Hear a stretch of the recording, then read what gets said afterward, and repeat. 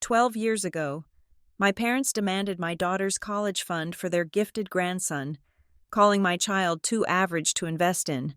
They made me choose between her future and this family. Today, my daughter stepped off a private seaplane, now worth $200 million. She did not bring an apology. She brought a legal file that made the entire bloodline freeze, specifically the trembling aunt who had just lost her home.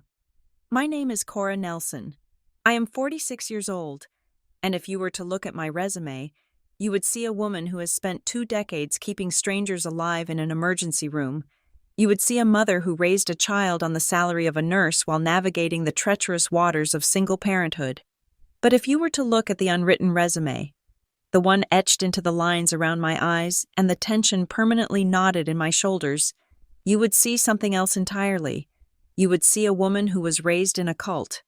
Not a religious cult with robes and chanting, but a suburban American cult where the deity was the family name, and the sacrifice was always the daughter. In the Nelson household, biology was destiny. If you were born male, you were the heir, the king in waiting, the vessel for all the unfulfilled dreams of the previous generation. If you were born female, you were the support staff. We were the decorative trim on the House of Nelson, expected to serve, to smile, and to step aside when the men walked into the room. I spent my entire life trying to be valuable enough to be seen, only to realize that in their eyes, my value was capped the moment the doctor announced my gender. And now, here I was, standing in the humid, salt-heavy air of the North Carolina coast. Watching the final act of this tragedy play out, it was a family reunion, or at least that was what the invitation claimed. We were gathered at my parents' estate just outside of Wilmington. To an outsider, the scene must have looked picturesque. The lawn was freshly mowed. The smell of slow-roasted pork and vinegar-based barbecue sauce hung thick in the air, and a dozen cousins were milling about with red plastic cups, laughing at jokes that were not funny. But I knew better. I knew that the laughter was a performance. I knew that the expensive spread of food was bought on credit, and I knew that everyone here was waiting for something to break. I stood near the edge of the wraparound porch, nursing a glass of iced tea that had gone watery in the heat. From this vantage point, I could survey the wreckage of my lineage. My father, Wade Nelson, sat in his wheelchair near the head of the long folding tables. He had aged significantly in the years since I had last really looked at him. His skin, once leather tough from days out on the boat, was now papery and translucent, spotted with the liver marks of a man in his late 70s. His breathing was heavy, a wet, rattling sound that I recognized instantly from my shifts in the respiratory ward. But despite the frailty, despite the way his hands shook when he reached for his napkin, his eyes were exactly the same. They were steel gray, hard, and judgmental. He scanned the yard not like a grandfather enjoying his legacy, but like a general inspecting the troops, looking for a uniform out of place. He was still issuing silent commands, and the family was still obeying them. To his right stood my brother, Grant, the golden boy, the chosen one. 12 years ago, Grant was the sun around which our family orbited. He was handsome, charming, and filled with the kind of unearned confidence that only mediocre men with rich parents seem to possess. Today, Grant looked like a man who was slowly being crushed by the atmosphere. He was wearing a navy blazer that was clearly purchased 2 sizes and 20 pounds ago. The buttons strained against his midsection, and sweat had darkened the fabric under his arms. He was laughing too loudly at something a neighbor said, his eyes darting around the yard nervously, checking to see who was watching. It was the look of a man who knows he is a fraud and is terrified that the rest of the world is about to find out. And then there was Logan. My eyes drifted to the edge of the property, near the old oak tree that dipped its branches into the marsh grass. Logan stood there alone, one hand in his pocket, the other white-knuckling a cheap domestic beer. This was the boy who started it all, the gifted grandson, the genius, the savior who was supposed to elevate the Nelson name into the stratosphere. He was 29 now, but he looked older. His shoulders were slumped in a permanent posture of defeat, and he had the soft, doughy look of someone who had given up on himself a long time ago. There was no spark in his eyes, no burning intelligence, just a dull resentment that seemed to radiate off him like heat waves. He took a long pull from his beer, his gaze fixed on nothing, completely detached from the celebration being held in the shadow of his failed potential. The injustice of it burned in my throat.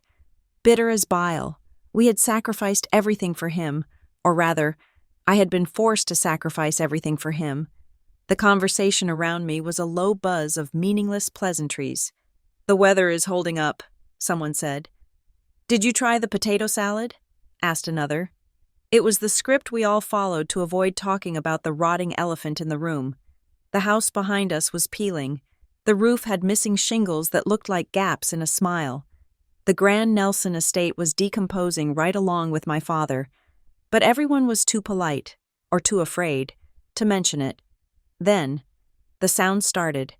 It began as a low hum, a vibration that I felt in the soles of my shoes before I actually heard it. It came from the direction of the Cape Fear River, rolling over the water like an approaching storm. At first, people ignored it, assuming it was just a passing speedboat or perhaps a piece of heavy machinery from the road construction miles away. But the sound grew. It deepened into a throaty, mechanical roar that demanded attention. The conversation in the yard faltered. Heads began to turn. The fake laughter died out, replaced by a confused silence. The wind picked up suddenly, whipping the paper tablecloths and sending napkins fluttering across the grass like surrendered flags. The water at the end of the dock, usually calm and glassy, began to churn. Whitecaps formed, slapping against the wooden pilings with increasing violence. This was not a normal boat. This was power. "What on earth is that?" Grant asked, his voice cracking slightly. He shielded his eyes against the sun, looking out toward the water. Then we saw it. A seaplane banked low over the tree line, its white fuselage gleaming aggressively against the blue sky. It was a sleek, modern machine. A de Havilland Beaver, perhaps, or something even more expensive, fitted with pontoons that looked like they cost more than the cars parked in our driveway. It didn't look like it belonged in our sleepy, decaying part of the river. It looked like it belonged in a James Bond film or on the cover of a luxury lifestyle magazine. The pilot executed a perfect, graceful turn, the engine noise deafening us for a moment, before cutting the throttle.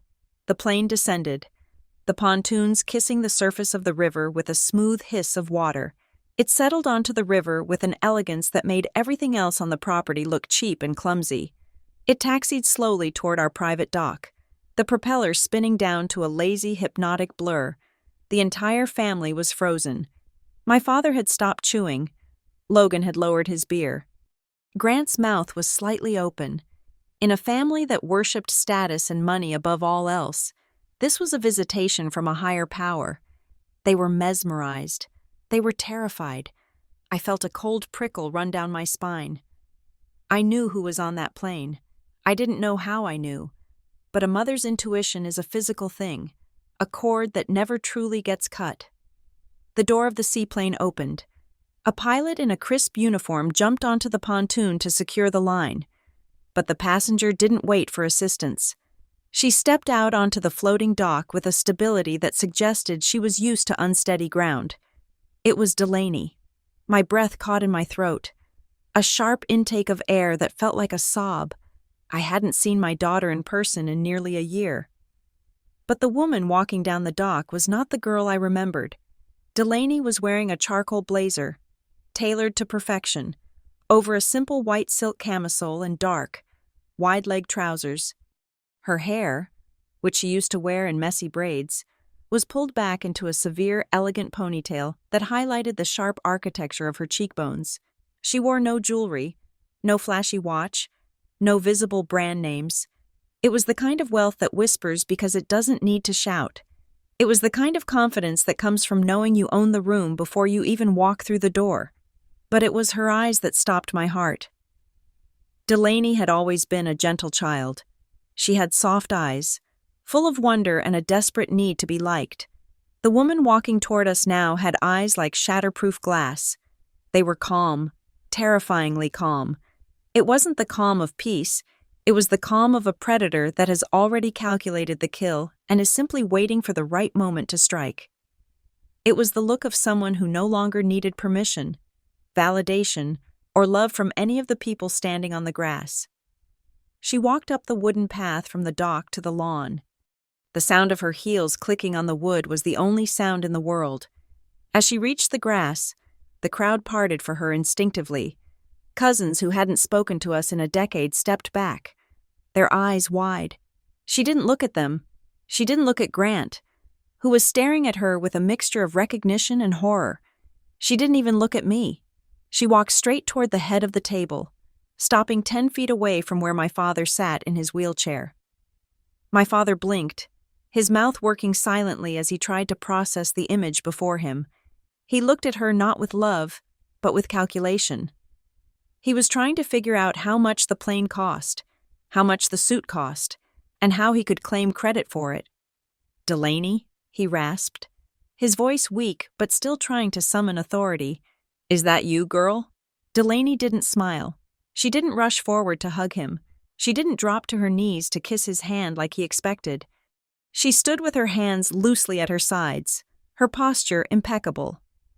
She looked at him, then she shifted her gaze to Grant, and finally, she let her eyes rest on Logan for a brief, pitying second.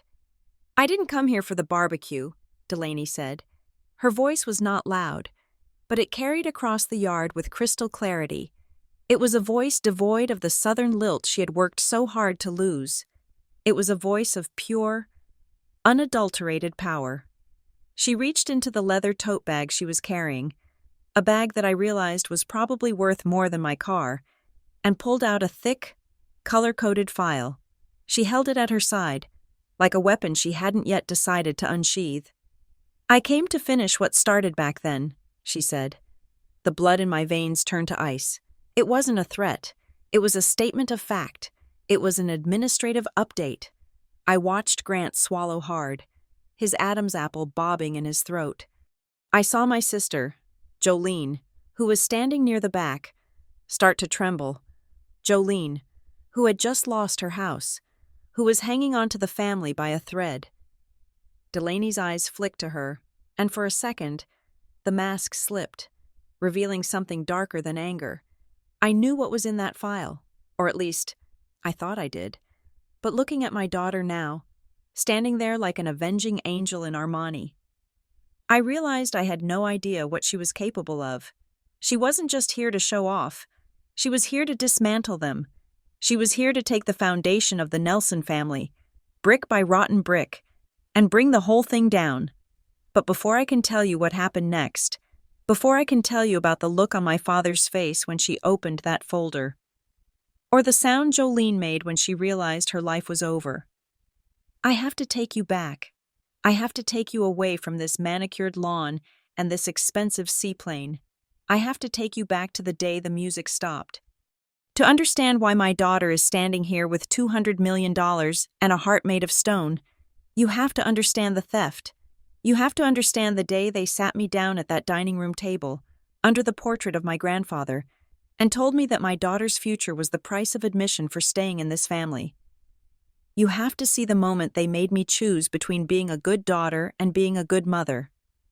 It started 12 years ago, on a Tuesday that felt just like any other, until the phone rang and summoned me to the slaughter. The house where the Nelson dynasty supposedly reigned was a sprawling, white-columned structure that sat on a rise overlooking the river, demanding attention from anyone who passed by. It was the kind of house that appeared on postcards for Southern living, framed by ancient live oaks draped in Spanish moss that hung down like the gray, ragged beards of old men. To the outside world, those trees looked majestic and romantic. To me, they always looked like they were suffocating the life out of the property, blocking the sun and keeping the ground beneath them in a perpetual damp shadow. The architecture was designed to intimidate. There was a wraparound porch that creaked underfoot, not from age, but from the sheer weight of the secrets it held. And right in the center of the front lawn stood the flagpole. It was the totem of my father's authority. Every morning, Rain or shine, Wade Nelson would go out there to raise the flag. It was never a casual act. It was a liturgy. He would unfold the fabric with reverence he never showed his children, clip it to the lanyard, and hoist it up, staring at the peak of the pole as if dared the wind not to catch it. If the flag snapped crisply, it was a good day. If it hung limp, we all walked on eggshells. He changed the flags based on his mood or the political climate, signaling to the neighbors and to us exactly where he stood that day. It was his way of saying that even the skyline belonged to him. Inside, the hierarchy was even more rigid. It was written in the furniture.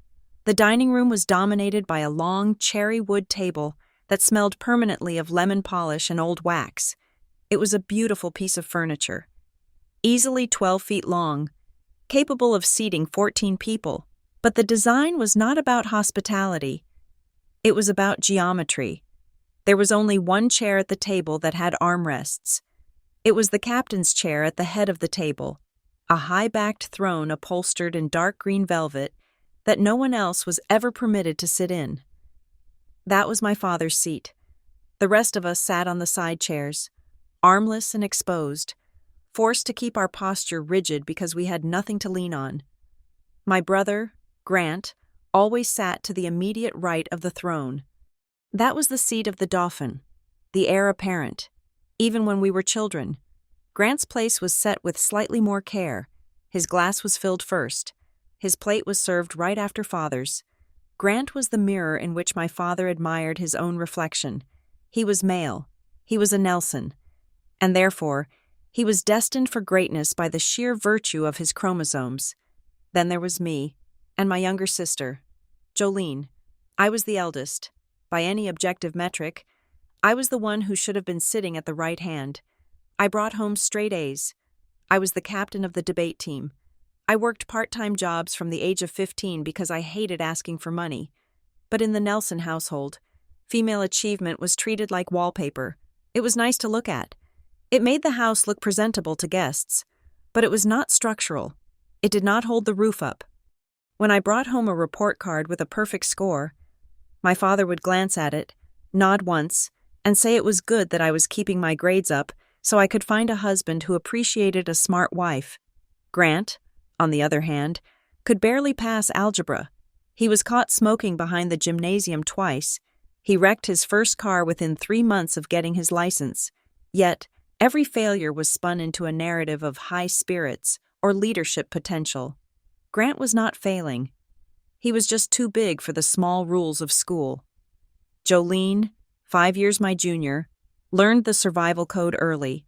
She realized she could never be the heir, so she decided to be the court jester and the spy. She learned that the quickest way to get my father's attention was to bring him information about my failures. She curated a persona of helplessness, the daddy's little girl who needed protection, contrasting herself with my independence. If I came home 5 minutes past curfew, Jolene ensured my father was sitting in the living room waiting for me. She secured her place at the table by ensuring mine was always wobbling. I escaped, or so I thought, into a profession that demanded everything I had. I became a nurse. I did not just become a nurse, I became a trauma specialist at Cape Sound Medical Center. It was a job that required iron nerves and the ability to make life-or-death decisions in the span of a heartbeat. I spent my nights trying to keep gunshot victims from bleeding out, managing airways for stroke patients, and holding the hands of people taking their last breaths because their families had not arrived in time. I saw the absolute worst of humanity and the absolute best. I managed teams, I ran codes, and I commanded respect from surgeons who had egos the size of the hospital itself. But when I drove back to the house on the river for Sunday dinners, I was stripped of all that. To Wade Nelson, I was not a medical professional. I was, in his words, service staff with a degree. Still changing bedpans. Cora? He would ask, usually when we were eating, just to see if he could make me lose my appetite. I don't know why you didn't just marry a doctor instead of working for them. It is a lot less time on your feet. He ignored the fact that I made a good living. He ignored the fact that I was the one he called when his blood pressure spiked, or when he had a scare with his heart. To him, my career was an embarrassment because it involved caregiving, and caregiving was servant's work. It was female work. It was beneath the dignity of a Nelson to serve anyone but themselves. My personal life only gave him more ammunition. I had married young, a mistake born of a desperate need to get out of that house and find someone, anyone, who looked at me with affection. He was a charm salesman with a wandering eye, and he left 3 months after Delaney was born. He vanished into the wind, leaving no forwarding address, no child support, and no explanation. I was 24, alone, with an infant and a mountain of bills. I moved into a small apartment near the hospital, taking extra shifts, sleeping in 3-hour bursts. I did not ask my parents for a dime. I knew the cost of their money. Their money came with strings that would choke you. So, I raised Delaney on my own. I raised her on cafeteria leftovers and the kindness of neighbors. And I raised her with the fierce, protective love of a lioness watching over the only cub she would ever have. However, there was one person in my orbit who saw me. One person who did not look at the gender marker on a birth certificate to determine worth. That was my mother's mother, Hazel McKenna. Hazel was everything the Nelsons were not. She was a retired public school teacher who lived in a small, tidy brick bungalow 2 towns over. She wore sensible shoes and cardigans that she mended herself. She drove a beige sedan that was 15 years old, but ran perfectly because she took care of it, while my father measured success by the size of his boat and the exclusivity of his country club. Hazel measured it by how well you slept at night. She was the only one who ever told me she was proud of me when I got my nursing pin. My parents didn't attend the ceremony because they had a cocktail party. Hazel sat in the front row, wearing her Sunday best, clapping so hard her hands must have stung. Hazel loved Delaney with a quiet, observant intensity. She didn't buy her expensive, flashy toys like my parents did for Grant's son, Logan. Instead, she bought Delaney books. She bought her art supplies. She bought her a telescope. She sat with Delaney for hours, teaching her how to read, how to balance a checkbook, and how to plant a garden. She taught my daughter that her mind was a muscle and she had to exercise it. When Hazel passed away when Delaney was 6, it was the first time I saw my daughter truly heartbroken. We were devastated. The Nelsons sent a wreath, but they didn't come to the funeral. They thought Hazel was quaint and a bit low rent. But Hazel had one last lesson to teach, and she taught it from the grave. A week after the funeral, I received a call from a lawyer. He was not a high-priced corporate shark like the ones my father kept on retainer. He was a small-town estate attorney with a messy desk and a kind face. He told me that Hazel had left something for Delaney. I expected maybe a few $1,000s. I knew Hazel lived on a teacher's pension and Social Security. She clipped coupons. She washed out Ziploc bags to reuse them. "It is a trust," the lawyer told me, sliding a thick document across the desk. Specifically, a specialized education trust. I opened the folder. The number at the bottom of the page made me gasp. It was not millions, but it was significant. It was over $80,000. How? I asked, stunned. How did she have this? Hazel was very smart, the lawyer smiled. She invested early.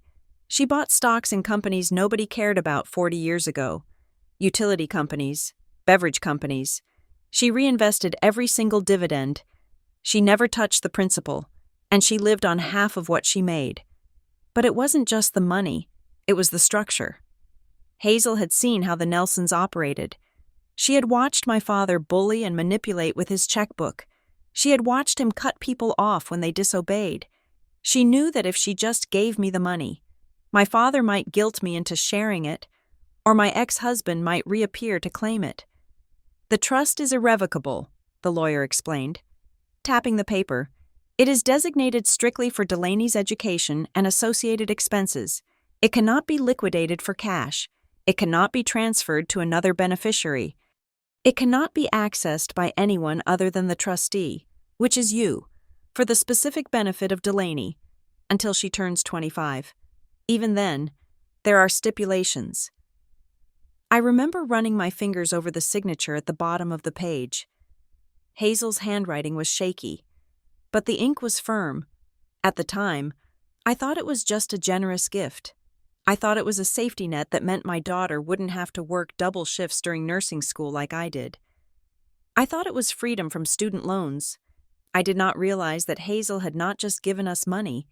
She had given us a weapon. She had anticipated a war that I didn't even know was coming.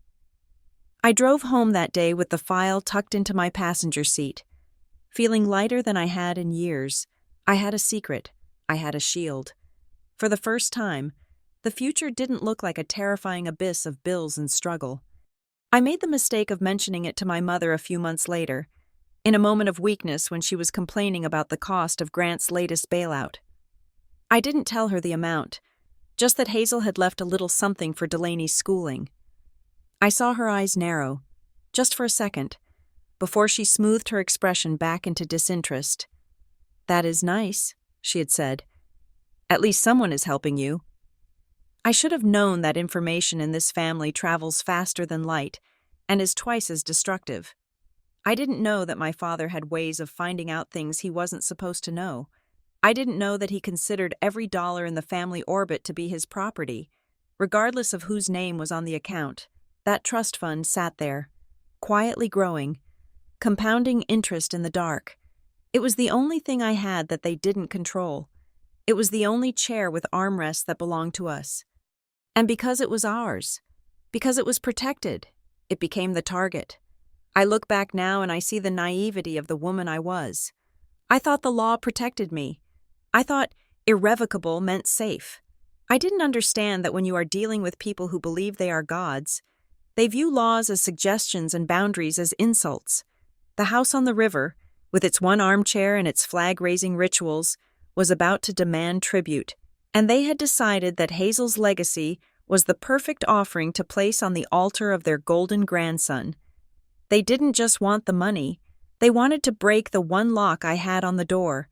They wanted to prove that even from the grave, Hazel McKenna couldn't protect us from the will of Wade Nelson.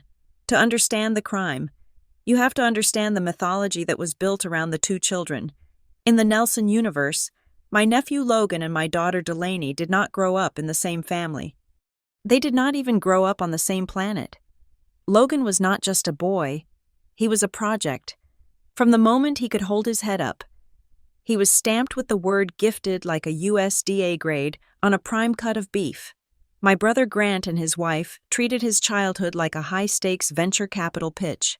Before Logan could walk, they had him in sensory enhancement classes. By the time he was 4, he was being paraded around in miniature Brooks Brothers suits. His hair combed with a side part that made him look like a tiny, miserable banker. I remember Sunday dinners where the main course was not the roast chicken. But Logan's latest achievement, my father would tap his fork against his crystal wine glass, demanding silence, and then Grant would stand up to give the weekly report. "Logan tested in the 99th percentile for spatial reasoning," Grant would announce, beaming as if he had personally wired the boy's neural pathways. Or, "The headmaster says Logan's grasp of calculus is unprecedented for a sophomore." My father, Wade, would nod slowly, his eyes gleaming with a narcissistic pride. He saw Logan not as a separate human being, but as a second chance at his own immortality. He would recount Logan's IQ score like it was a stock price that had just split in his favor. Every drawing Logan made was framed. Every participation trophy was placed on the mantle. The message was clear. Logan was the vessel. Logan was the future. Logan was the one who would finally take the Nelson name and polish it until it blinded people. Meanwhile, on the other side of the galaxy, there was Delaney. My daughter attended the local public school. She did not have private tutors in Latin or fencing. She wore jeans that she had embroidered herself and oversized t-shirts. While Logan was being chauffeured to prep school in a leased luxury sedan, Delaney took the yellow bus. Her classroom was our kitchen table. I have a vivid memory that sums up her entire childhood. I am standing at the stove, sautéing onions for a pasta sauce because it is cheap and filling. The phone is pressed between my ear and shoulder as I argue with a hospital administrator about a scheduling error. And there is Delaney, sitting amidst the clutter of mail and bills, quietly working on a motherboard she had salvaged from a dumpster. Delaney was brilliant, but she was brilliant in a way that my family did not understand and therefore did not value. She liked to take things apart to see how they worked. She filled sketchbooks with intricate charcoal drawings of eyes and hands. She taught herself coding languages late at night while I was working the graveyard shift. But at the Nelson house, her achievements were invisible. Delaney got an A on her history final. I mentioned once during a lull in the Logan worship service. My father didn't even turn his head. He just kept cutting his steak. That is nice, Cora. Pass the salt. Now, Grant, tell us more about this summer leadership camp Logan is invited to. It was a subtle, grinding erasure. It taught Delaney that in this house, she was a supporting character. She was background noise. The physical separation at family gatherings was the most humiliating manifestation of this dynamic. As the children grew older, the seating arrangements should have shifted, but they never did. By the time they were 16 and 17, Logan was seated at the main dining table, right next to the throne, engaging in man-talk about politics and the economy with my father and Grant. Delaney was still relegated to the card table set up in the hallway or the corner of the living room. It was the kids' table, even though she was the only one sitting there. Sometimes, they would put the toddlers of distant cousins there with her. I would watch my brilliant, dignified teenage daughter folding her long legs under a wobbly card table, eating off paper plates while the men in the other room ate off china. She never threw a tantrum. She never cried. That was the thing about Delaney. She learned early on that tears were blood in the water for people like my father. Instead, she learned to swallow. I watched her throat work as she swallowed the insults. She swallowed the way my mother would look at her thrift store clothes and sigh. She swallowed the way Grant would interrupt her mid-sentence to ask Logan his opinion on something he knew nothing about. She swallowed the reality that she was not the chosen one. She simply observed. Her eyes, even then, were like camera lenses, recording every slight, every hypocrisy, every moment of cruelty. She was building a database of their behavior, though I did not know it at the time. The tension reached its breaking point the spring of their senior year. This was the season of the college acceptance letter, the moment the entire 18-year investment in Logan was supposed to pay dividends. We were summoned to the house for a celebratory dinner. When we arrived, the atmosphere was frantic, almost hysterical. My sister-in-law was fluttering around with a bottle of champagne that cost more than my weekly grocery budget. Grant was wearing a tie, his face flushed with adrenaline, and there, in the center of the dining table, resting on a silver platter usually reserved for the Thanksgiving turkey, was the envelope. It was thick, it was creamy white. It bore the crest of a university that was not just a school, but a brand name. It was one of those institutions where the tuition is merely the cover charge for the connections you make. "Open it, son," my father commanded, his voice trembling with emotion. Logan opened it. He read the words we all knew were there. He had been accepted. The room erupted. Grant slapped Logan on the back so hard the boy stumbled. My mother dabbed at her eyes with a lace handkerchief. My father actually stood up from his wheelchair, gripping the edge of the table, and raised his glass. "To Logan," he bellowed, "the first Nelson to truly step into the big leagues. We always knew you were special. We always knew you were destined for this." Then he looked at me, and then at Delaney, who was standing quietly by the door. His gaze was not kind. It was dismissive, bordering on disdainful. "Finally," my father said, the words dripping with satisfaction. "This family has someone worth investing in. Finally, we have a winner." The silence that followed was deafening to me, though no one else seemed to notice. Someone worth investing in. The implication was clear. The rest of us were bad stocks. The rest of us were sunk costs. Delaney didn't flinch. She just stood there, her face a blank mask, watching her cousin being crowned king. But I was watching something else. I was a nurse. I spent my life observing the physical symptoms of stress and decay. And as I looked at my brother Grant, the architect of this triumph, I saw the cracks in the facade. I saw the way his smile didn't reach his eyes. I saw the tremor in his hand when he reached for his wine. I saw that his suit, while expensive, was fraying slightly at the cuffs. I noticed that he had driven a different car today, a loaner from the dealership, because his luxury SUV was in the shop again, the third time this month. I knew the rumors. I lived in the same town. I heard the whispers at the hospital cafeteria. Grant's real estate ventures were underwater. The market had shifted, and he had been over-leveraged. He was living on credit cards and charm, robbing Peter to pay Paul. And then I looked at the acceptance letter on the table. I did the math in my head. Tuition, room, board, fees, the mandatory fraternity dues, the lifestyle required to keep up with the peers at a school like that.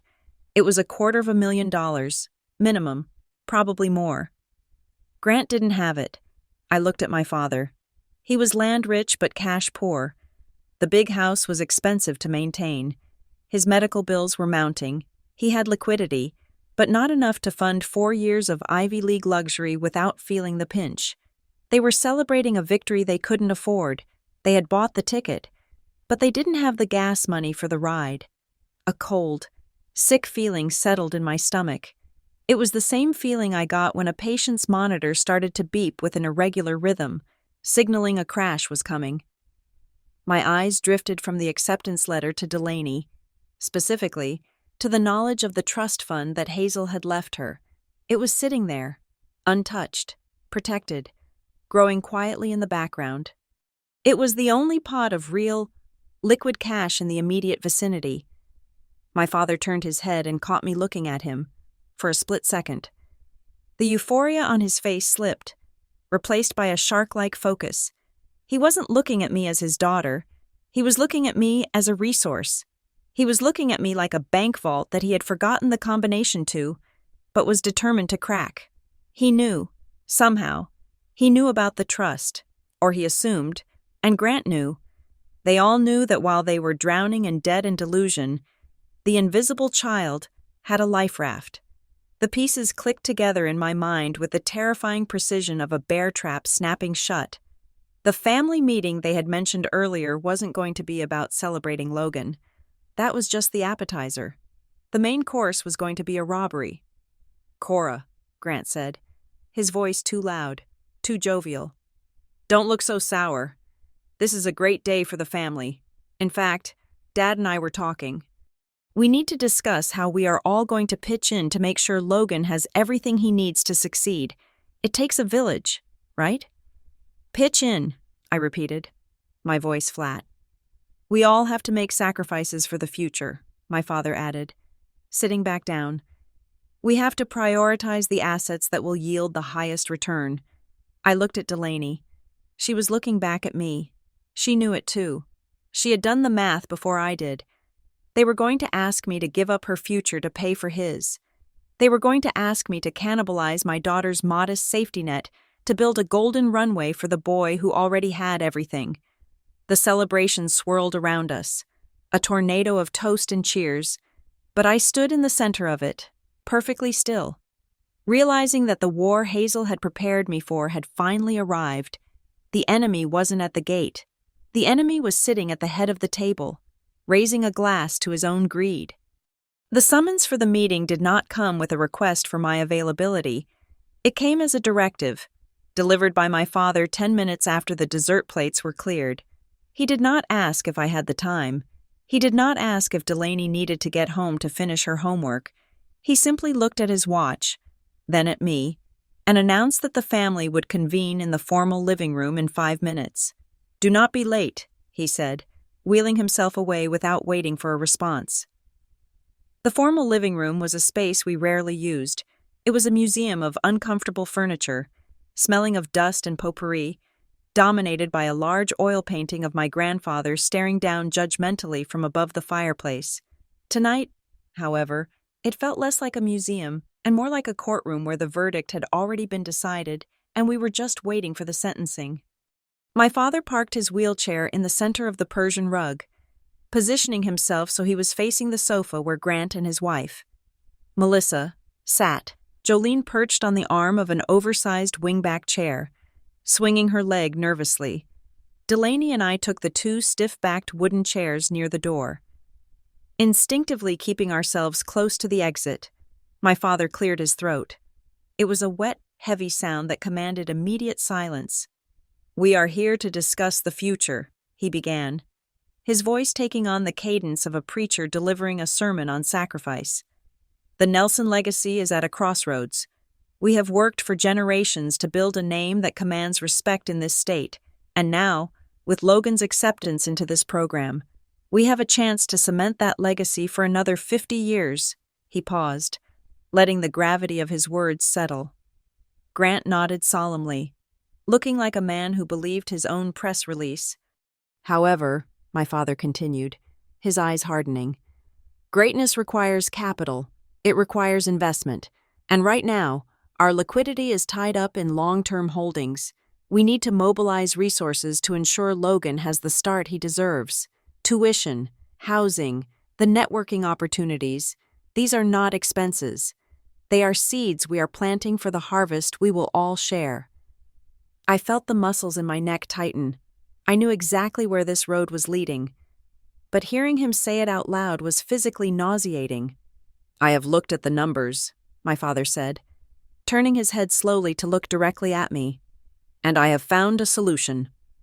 He reached into the pocket of his cardigan and pulled out a folded piece of paper. He unfolded it with agonizing slowness. "There is an account," he said, reading from the paper, "held at First Citizens Bank. The current balance is $94,342.16. The room seemed to tilt on its axis. My breath caught in my throat. That was the exact balance of Delaney's trust fund as of last month's statement. I had never told him that number. I had never told anyone that number. "You went through my mail," I said. It wasn't a question. My voice was low, trembling with a mixture of rage and violation. "You went into my purse when I was in the kitchen."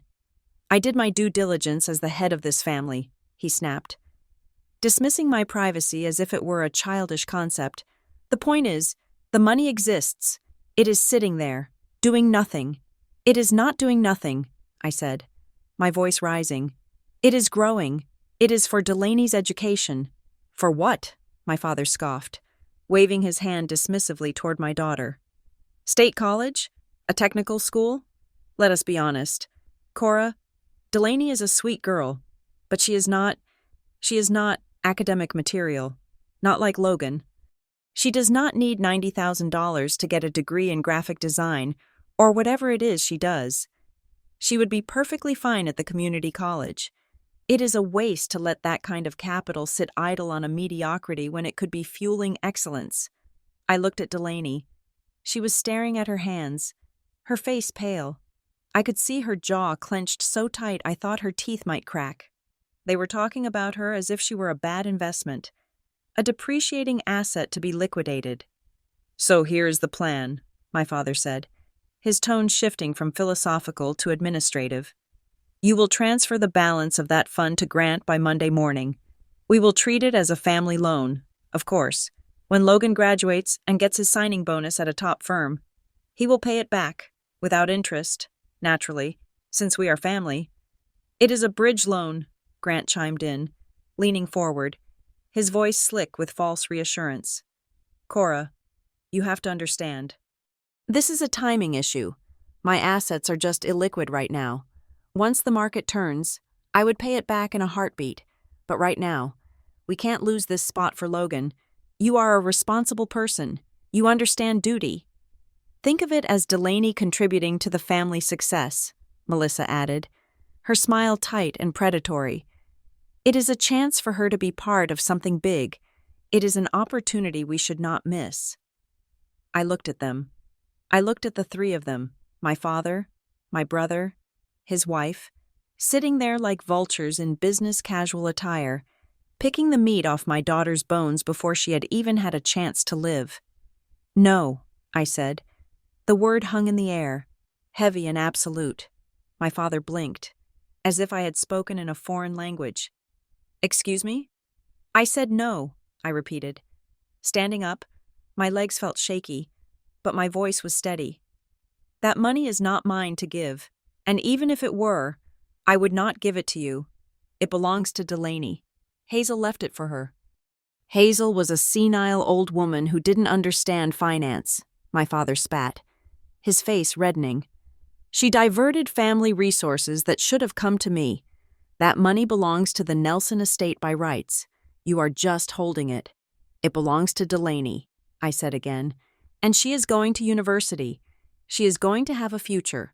I will not sacrifice her life so Grant can pretend he is not broke. Grant flinched as if I had slapped him. I am not broke, he shouted, standing up. I am leveraging. Sit down. Grant, my father barked. He turned his gaze back to me, cold and venomous. You are being selfish. Cora, as always, you are putting your own petty pride above the survival of this name. If Logan does not go to this school, the trajectory of this family flatlines. Do you want to be responsible for that? I am responsible for my daughter, I said. That is my only job. Jolene, who had been silent until now, hopped off the arm of the chair. She walked over to where I was standing. She was holding a tall glass of iced tea, the condensation dripping onto the hardwood floor. You really think she is worth it? Jolene asked, her voice dripping with mock sweetness. She looked at Delaney with a sneer that was pure high school bully. Look at her. Cora. She is normal. She is average. She is never going to be anything special. Why are you hoarding all that money for someone who is just going to end up working in a cubicle? It is selfish. It is pathetic. I opened my mouth to defend my daughter, to tell Jolene that Delaney had more integrity in her little finger than the rest of them combined. But I never got the chance. Jolene flicked her wrist. It wasn't an accident. It was a precise, calculated motion. The entire contents of the glass, the amber liquid, the ice cubes, the lemon slice, splashed across the front of my white blouse. The cold shock of the liquid made me gasp. The tea soaked through the fabric instantly, sticking to my skin. The ice cubes clattered to the floor, sliding across the polished wood. The room went dead silent. No one moved. No one apologized. No one rushed to get a towel. My father watched with a look of impassive approval. Grant looked away, but I saw the smirk tugging at the corner of his mouth. Melissa took a sip of her wine. They were complicit, every single one of them. This wasn't just a spill. It was a physical manifestation of what they had been doing to me my entire life. They were staining me. They were humiliating me. And they expected me to stand there and take it because they held the power. My father spoke into the silence. If that money is not transferred by Monday, he said, his voice low and dangerous, do not bother coming back. You are done here. You are out of the will. You are out of the family. You and that girl will be strangers to us. I looked down at my ruined shirt. I felt the sticky liquid seeping into my waistband, and suddenly, the fear vanished, the desperation vanished, the lifetime of trying to please these people, of trying to earn a seat at their table, evaporated like mist in the morning sun. I reached into my pocket and pulled out a tissue.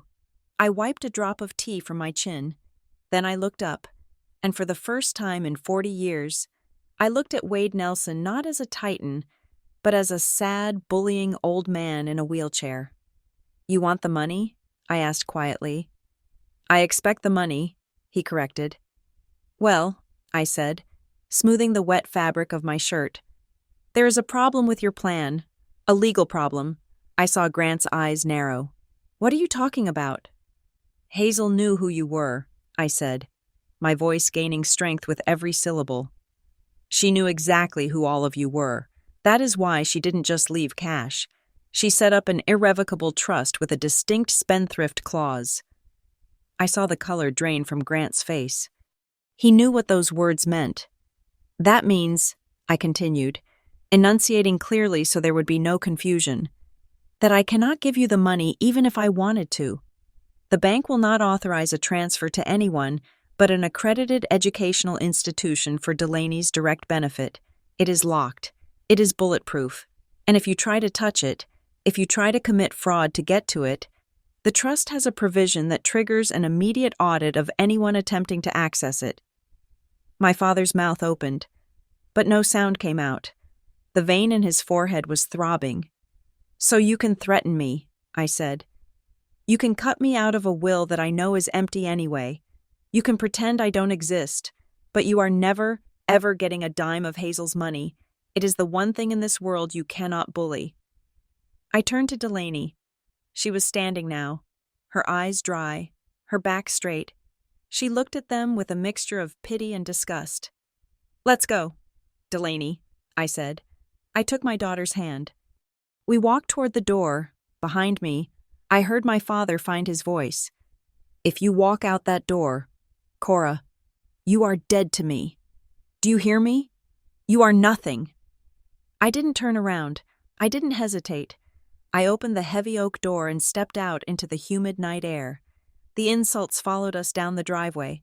I heard Jolene screaming something about me being an ungrateful bitch.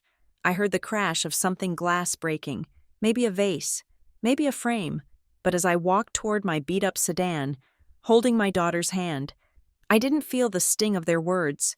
I felt an incredible, overwhelming lightness, the weight of the house, the weight of the flagpole, the weight of the chair with the armrests. It was all gone. I buckled Delaney into the passenger seat. I got in behind the wheel, my shirt still wet and cold against my chest. I started the engine. "Mom?" Delaney asked softly. I looked at her. "Yes, honey? Are we poor now?"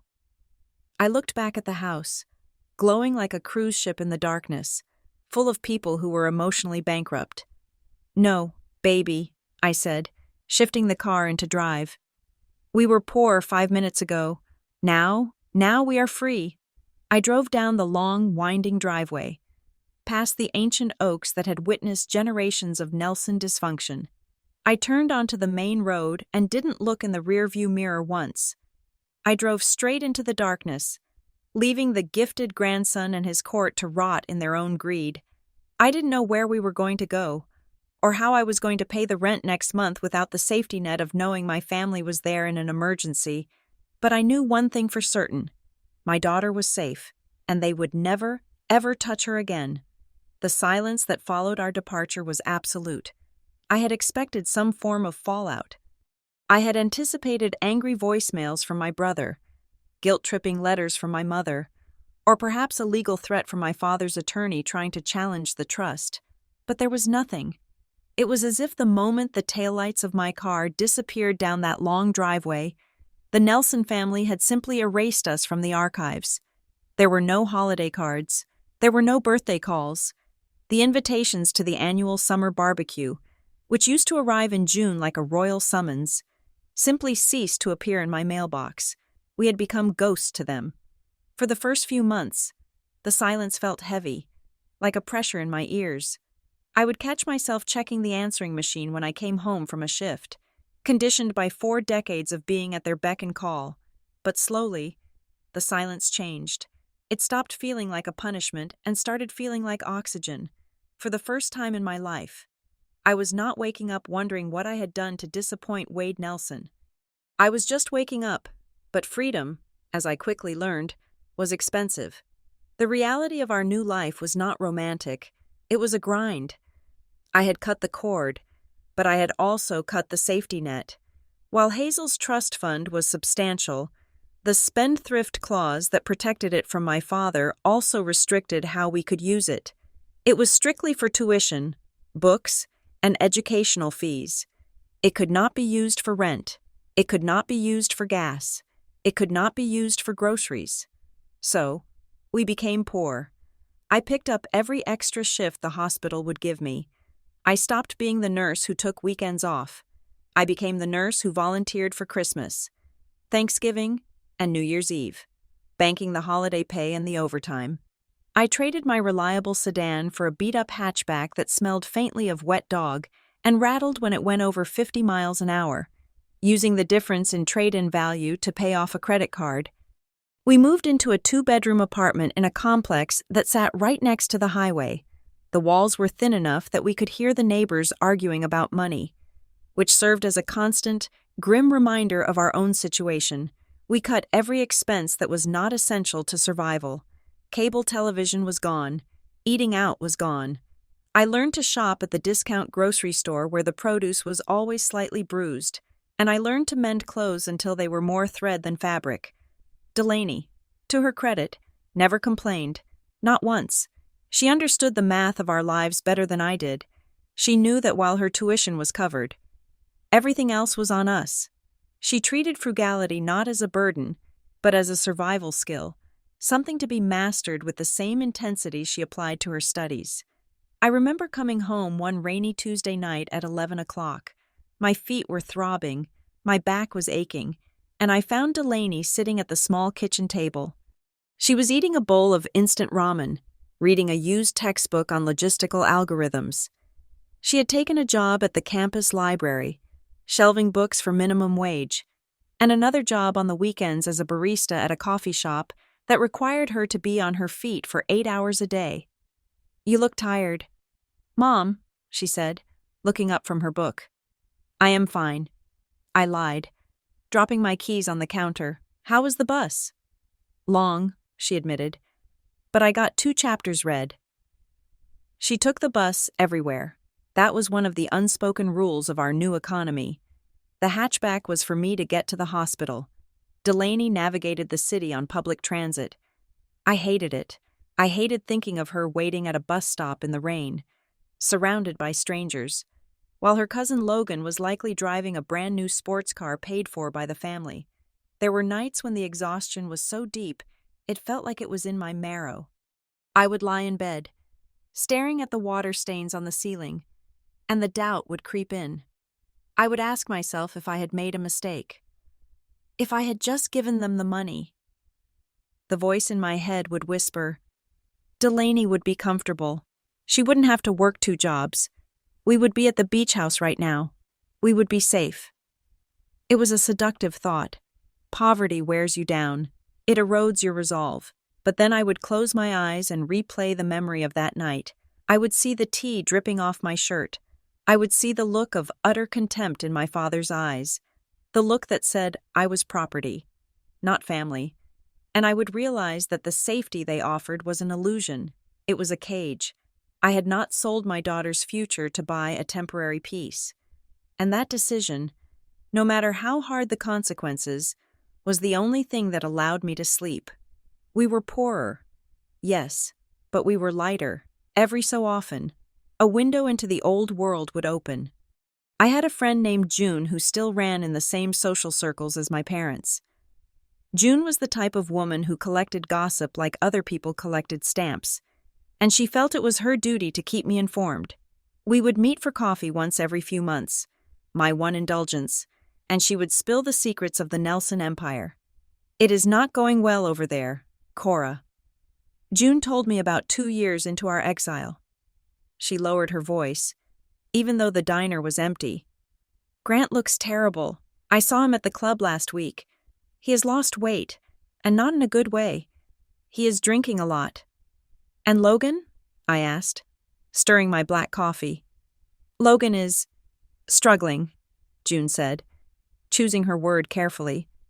"He is at that fancy university, but the rumors are he is on academic probation. The pressure is eating him alive. Your father calls him every day, demanding updates on his grades. The boy looks like a ghost." I felt a pang of sympathy, despite everything. I knew what it was like to be under Wade Nelson's microscope. Logan was a spoiled brat, but he was also a victim of expectations that no human being could meet. He was being crushed by the weight of being the investment. "And the money?" I asked. "Grant is selling things," June whispered. "They sold the boat. They sold the vacation cabin in the mountains. Your father took out a second mortgage on the big house. They are bleeding cash to keep up appearances. Cora, it is a house of cards." Then came the news about Jolene. Her husband left. June told me a year later. He found someone younger. Jolene is back at the big house, living in her old room. She is miserable.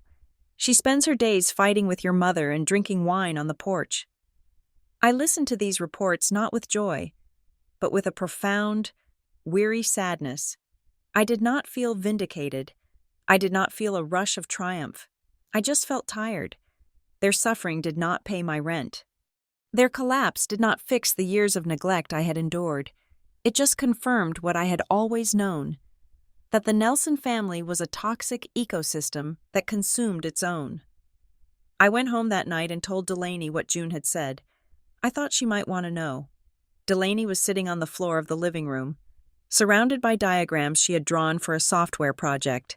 She listened quietly as I told her about Logan's probation and Grant's debts. She didn't smile. She didn't gloat. She just picked up a marker and capped it with a sharp click. "I don't care," she said. "You don't?" I asked. "No," she said, looking me in the eye. "I spent 18 years wanting them to pick me.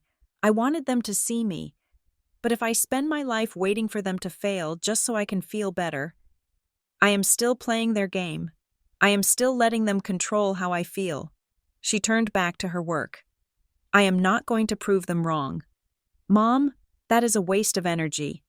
I am going to prove myself right." That was the turning point. That was the moment I realized my daughter was not just surviving, she was evolving. She had taken the rejection and the hardship and used them to forge a spine of steel. She stopped looking back. Delaney threw herself into the one thing the Nelson family had never respected: actual, honest labor. She didn't look for shortcuts. She didn't look for connections. She studied until her eyes burned. She took extra classes. She started building things, small programs, little pieces of code that solved boring, practical problems. While Logan was partying in a fraternity house and trying to cheat his way through economics, Delaney was learning how to build systems from the ground up. She was learning that value isn't something you inherit. It is something you create. I watched her transform. The soft, eager-to-please girl who used to sit at the kids' table disappeared. In her place grew a young woman who was efficient, direct, and terrifyingly focused. She stopped apologizing for taking up space. She stopped trying to make herself smaller. One evening, 4 years after we left, Delaney came home with a small check. It was for $500. "What is this?" I asked. "I sold a license for that scheduling script I wrote," she said, shrugging. "A local ambulance company wants to use it. It wasn't a fortune. It wasn't the millions my family pretended to have, but it was real. It was money she had made with her own brain and her own hands. We used it to buy a new microwave and order a pizza with extra cheese. That pizza tasted better than any meal I had ever eaten at the big table with the captain's chair." The years passed in a blur of hard work and quiet dignity. We didn't have vacations. We didn't have new cars. We didn't have the social standing that my parents prized above all else. But we had each other, and we had the truth. We were building a foundation on bedrock, while they were dancing on quicksand, and as I watched my daughter type away on her secondhand laptop late into the night, I knew that the silence between us and the Nelsons was not a void.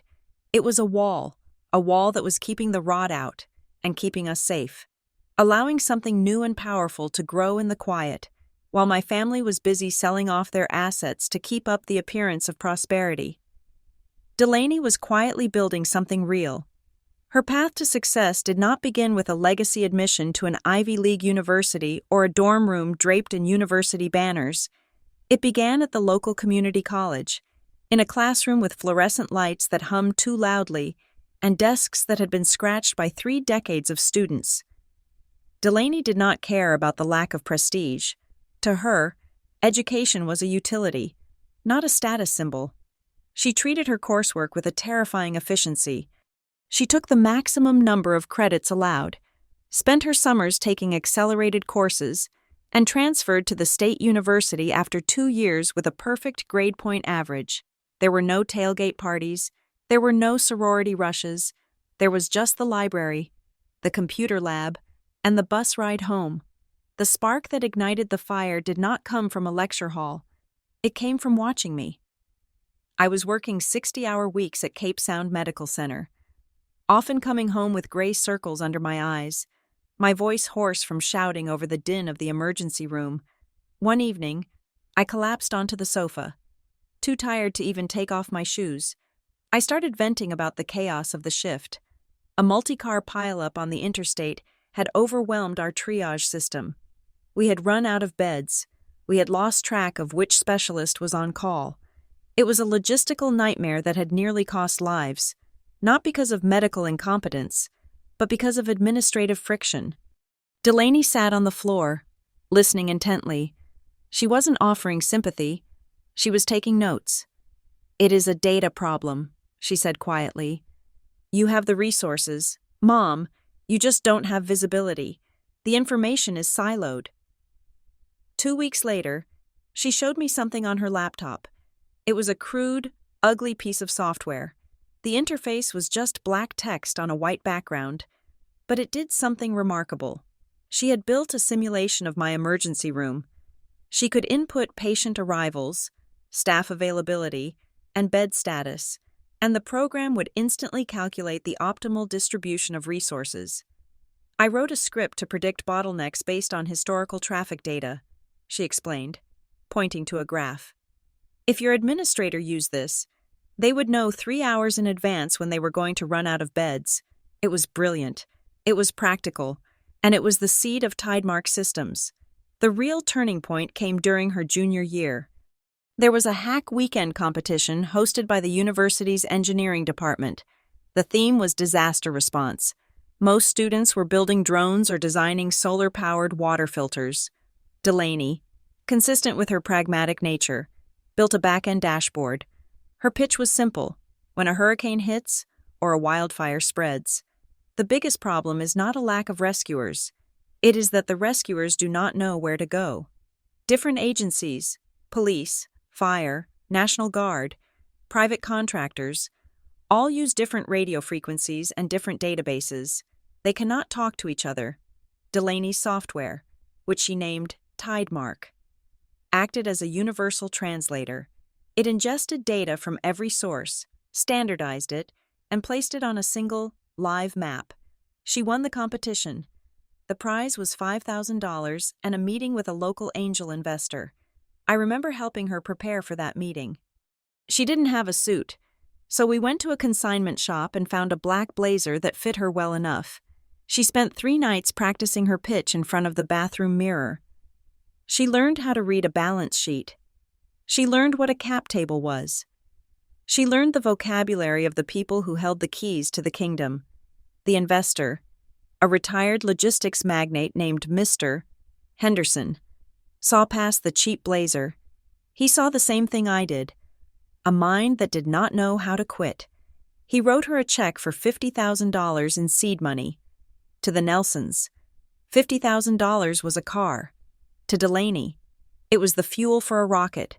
She incorporated Tidemark Systems the day after she graduated. She didn't move into a fancy office. She rented a windowless room in an industrial park next to a tire warehouse. She hired 2 other students who were just as hungry as she was, and they went to work. I want to be clear about this part, because the movies always make it look easy. They show a montage of typing and high-fiving, and then suddenly everyone is rich. The reality was a grinding, brutal war of attrition. For the first 3 years, Tidemark Systems teetered on the edge of bankruptcy every single month. Delaney paid her developers before she paid herself. There were months when her salary was 0.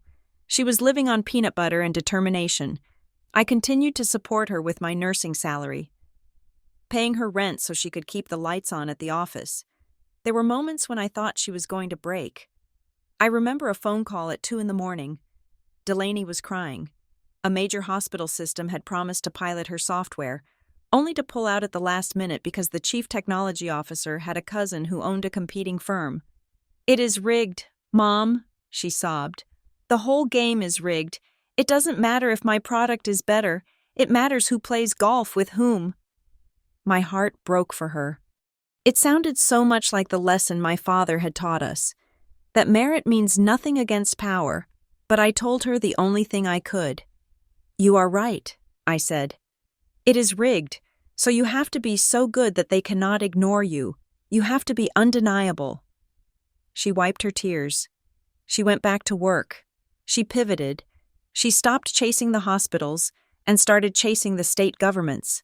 She realized that while hospitals played politics, emergency management agencies dealt with life and death, and they were desperate for solutions that actually worked. The breakthrough happened in the 4th year, and it came on the winds of a Category 4 hurricane. The storm was predicted to make landfall directly on the Carolina coast. The governor declared a state of emergency. The existing systems, archaic and fragmented, began to buckle under the pressure of the evacuation orders. Information was getting lost.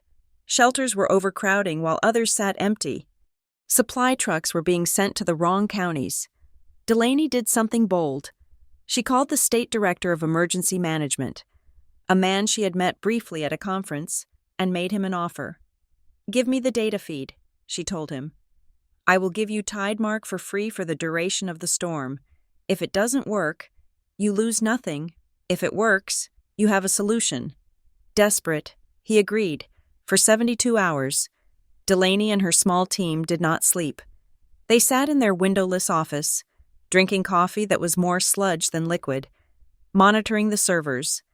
Tidemark ingested the traffic data, the weather models, the shelter capacities, and the supply chain logs. It created a living, breathing map of the disaster.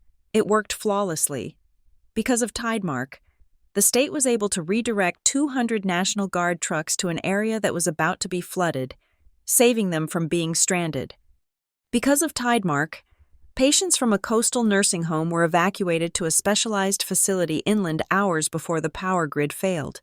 When the storm passed, the data was undeniable. Tidemark had improved response times by 40%. The contract that followed was not for $50,000. It was a multi-year, statewide contract worth millions. And once North Carolina signed, South Carolina followed, then Florida, then the Federal Emergency Management Agency came knocking. Revenue didn't just grow, it exploded.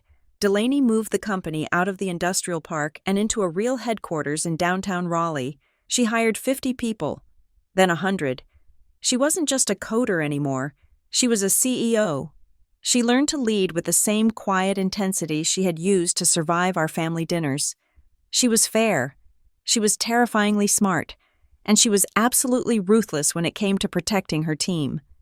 But the moment that changed everything, the moment that turned her from a successful business owner into a titan, happened 6 months ago. A global defense contractor, a company whose name everyone in America knows, approached her.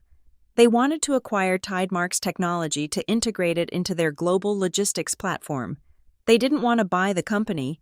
They wanted to invest in it. They wanted to partner. The negotiations took weeks. Delaney sat across the table from men who had been doing deals since before she was born. She didn't blink. She knew the value of what she had built. She knew that in a world that was becoming more chaotic, order was the most valuable commodity on the planet.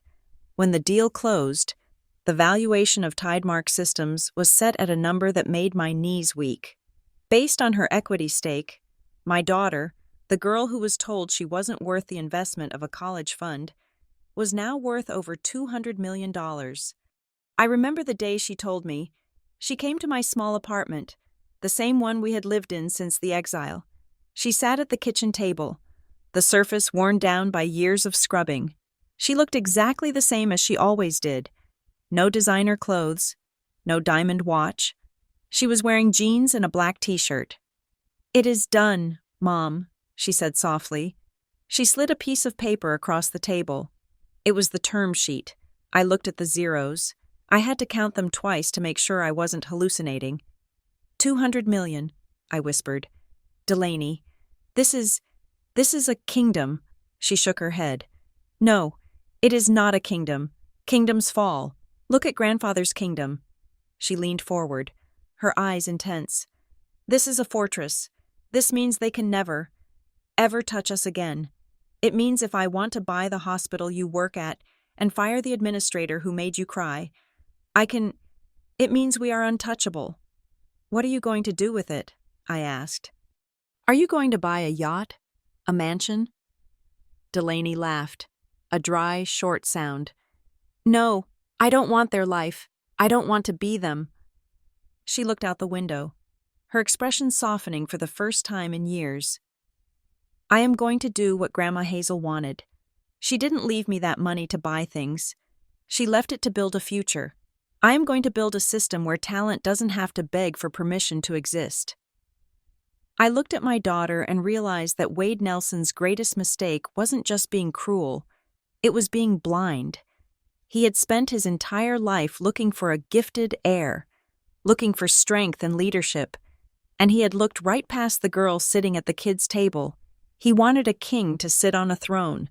Delaney didn't want a throne. She wanted to build the roads, the walls, and the laws. She wanted to own the ground the throne sat on. There is one more thing, Delaney said, her voice dropping to a conspiratorial whisper. I got an invitation today. In the mail, to the reunion. I froze. You are not going. Oh, I am going, she said, her eyes turning back into that shatterproof glass. And I am bringing a +1. Who? I asked. My lawyer, she said, and a file. I have been looking into the ownership of the River House, Mom, and I found something very interesting. She didn't tell me what it was then. She just smiled, a smile that was sharp enough to cut skin. I am strong enough now, she said.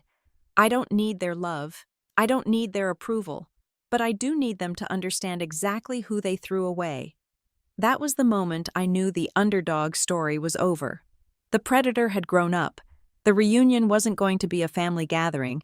It was going to be an execution, and my daughter was bringing the guillotine.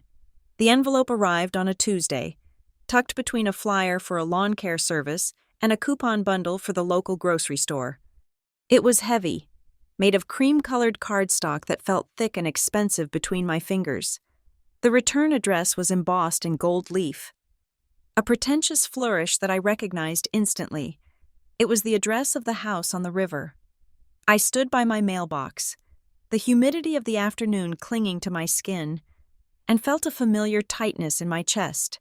It had been more than a decade since I had seen handwriting from that house, for 12 years. The silence had been my sanctuary. Now, this piece of paper felt like a stone thrown through a glass window. I walked into my apartment and tossed the envelope onto the counter as if it were contaminated. I didn't open it for 3 hours. When I finally did, slitting the seal with a kitchen knife, the contents were exactly what I expected. Yet somehow worse, it was an invitation to a grand family reunion. The language was flowery, dripping with a synthetic warmth that made my stomach turn. It spoke of reconnecting bonds, celebrating heritage, and letting the past be the foundation for the future. It was signed by my mother, but the phrasing had my father's fingerprints all over it. It was a command disguised as a request. I picked up the phone and called June. You got it, didn't you? June asked, the moment she picked up. She didn't even say hello. I got it, I said, staring at the gold script. Why now? Why after 12 years? Wade is not doing well. Cora, June said, her voice dropping to that hushed tone people use when discussing the inevitable. His heart is failing. The doctors say he might not make it through another winter. He is scared, and you know what your father is like when he is scared. I knew exactly what he was like. Wade Nelson did not get sentimental when he was afraid. He got controlling. He didn't want to make amends. He wanted to settle his accounts. He wanted to make sure that everyone was back in their assigned rows before he left the building. He wants the photo op, I said bitterly. He wants the whole clan gathered around the patriarch so he can pretend he didn't drive half of us away. It is more than that, June warned. There are rumors about the estate, about the will. People are saying he wants to restructure things. If he is reaching out to you, it means he needs something. Be careful. Cora, a drowning man will climb on top of you to breathe. I hung up the phone and threw the invitation into the trash can. I watched it settle among the coffee grounds and orange peels. I am not going, I said aloud to the empty room. I am done. The door opened an hour later. Delaney walked in, carrying her laptop bag and a takeout salad. She looked at the trash can, then at me. Nothing escaped her notice. She reached into the bin, pulled out the cream envelope, and dusted off a stray piece of lint. She read it in silence, her face unreadable. "We are not going," I told her firmly. "I am not dragging us back into that toxicity. We are free. Delaney. We have money. We have peace. We don't need them." Delaney looked up from the invitation. Her eyes were not angry. They were calculating. "You are right," she said calmly. "We don't need them, but we are going." "Why?" I asked, stunned. "Why would you want to walk back into that lion's den? You know how they treat you. You know what they will say." "I am going for Grandma Hazel," she said. The name hung in the air between us. "Hazel never got to see them pay for what they did," Delaney said, her voice steady but cold. "She died watching them treat you like a servant. She died knowing they look down on us. If we don't go back, if we just stay away, they get to keep their narrative. They get to tell themselves that we are the bitter outcasts who couldn't cut it. They get to keep the house, the pride, and the lie." She placed the invitation on the table and smoothed it out with her hand. "I am not going back to reconcile. Mom, I am going back to audit." The next 3 days were a blur of activity that I did not fully understand. Delaney took time off from Tidemark Systems, but she wasn't relaxing. She turned our dining room table into a war room. I watched her work. She wasn't writing code this time. She was digging. She was on the county clerk's website. She was pulling up property tax records from the last 20 years. She was looking at lien filings, court dockets, and bank foreclosure notices. "What are you looking for?" I asked her on the second night. She had been staring at a PDF of a deed for 2 hours without moving. "Leverage," she said without looking up. "Grandfather always acted like he owned the world. But people who own the world don't need to steal college funds from teenagers." She clicked the mouse, scrolling down a long document. Then, she stopped. The silence in the room changed. It became heavy, charged with static electricity. I saw her eyes widen slightly, a micro-expression of shock that was gone in an instant, replaced by a dark, satisfied smile. "What is it?" I asked, stepping closer. She closed the laptop slowly. "He lied," she whispered. "He lied about everything." "Who lied? About what?" "The house," she said, standing up. "The River House, the anchor of the Nelson dynasty. It is not what he says it is." She wouldn't tell me more. "If I tell you now, you will have a reaction," she said. "And when we walk in there, you need to be a blank slate. You cannot show them your cards." The next morning, Delaney put on a suit, not the casual blazer she wore to the office, but a sharp, charcoal business suit that looked like armor. She told me she had meetings. I followed her, keeping my distance, driven by a worry I couldn't articulate. I watched from my car as she walked into the glass and steel tower that housed Marston and Rowe LLP. They were not family lawyers. They were corporate sharks. They handled mergers, acquisitions, and hostile takeovers. She was in there for 2 hours. When she came out, she wasn't carrying a purse. She was carrying a thick leather briefcase. She walked with a stride that was terrifyingly confident. Her next stop was even more confusing. She drove to the regional headquarters of Seaboard Crest Bank. This was not the local branch where we had our checking accounts. This was the commercial lending hub. I saw her meet a man in the lobby, a man in a gray suit who shook her hand with a deference that suggested she was a very important client. They went into a conference room with glass walls. I saw Delaney slide a folder across the table. I saw the banker nod, sign something, and slide a different folder back to her. She walked out of the bank looking like she had just bought the building. When she came home that evening, she placed the leather briefcase on the kitchen counter. It looked heavy. "What is in there?" I asked, eyeing the bag warily. "The truth," she said, "and the receipt." She was typing on her phone, her thumbs moving rapidly. She paused, frowned, and then typed a response. "Who are you talking to?" I asked. "A logistics coordinator," she said vaguely.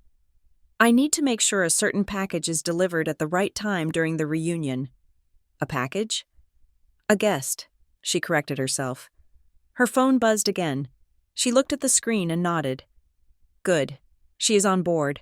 I saw the text over her shoulder before she could lock the screen. It was brief. "Bring her in gently.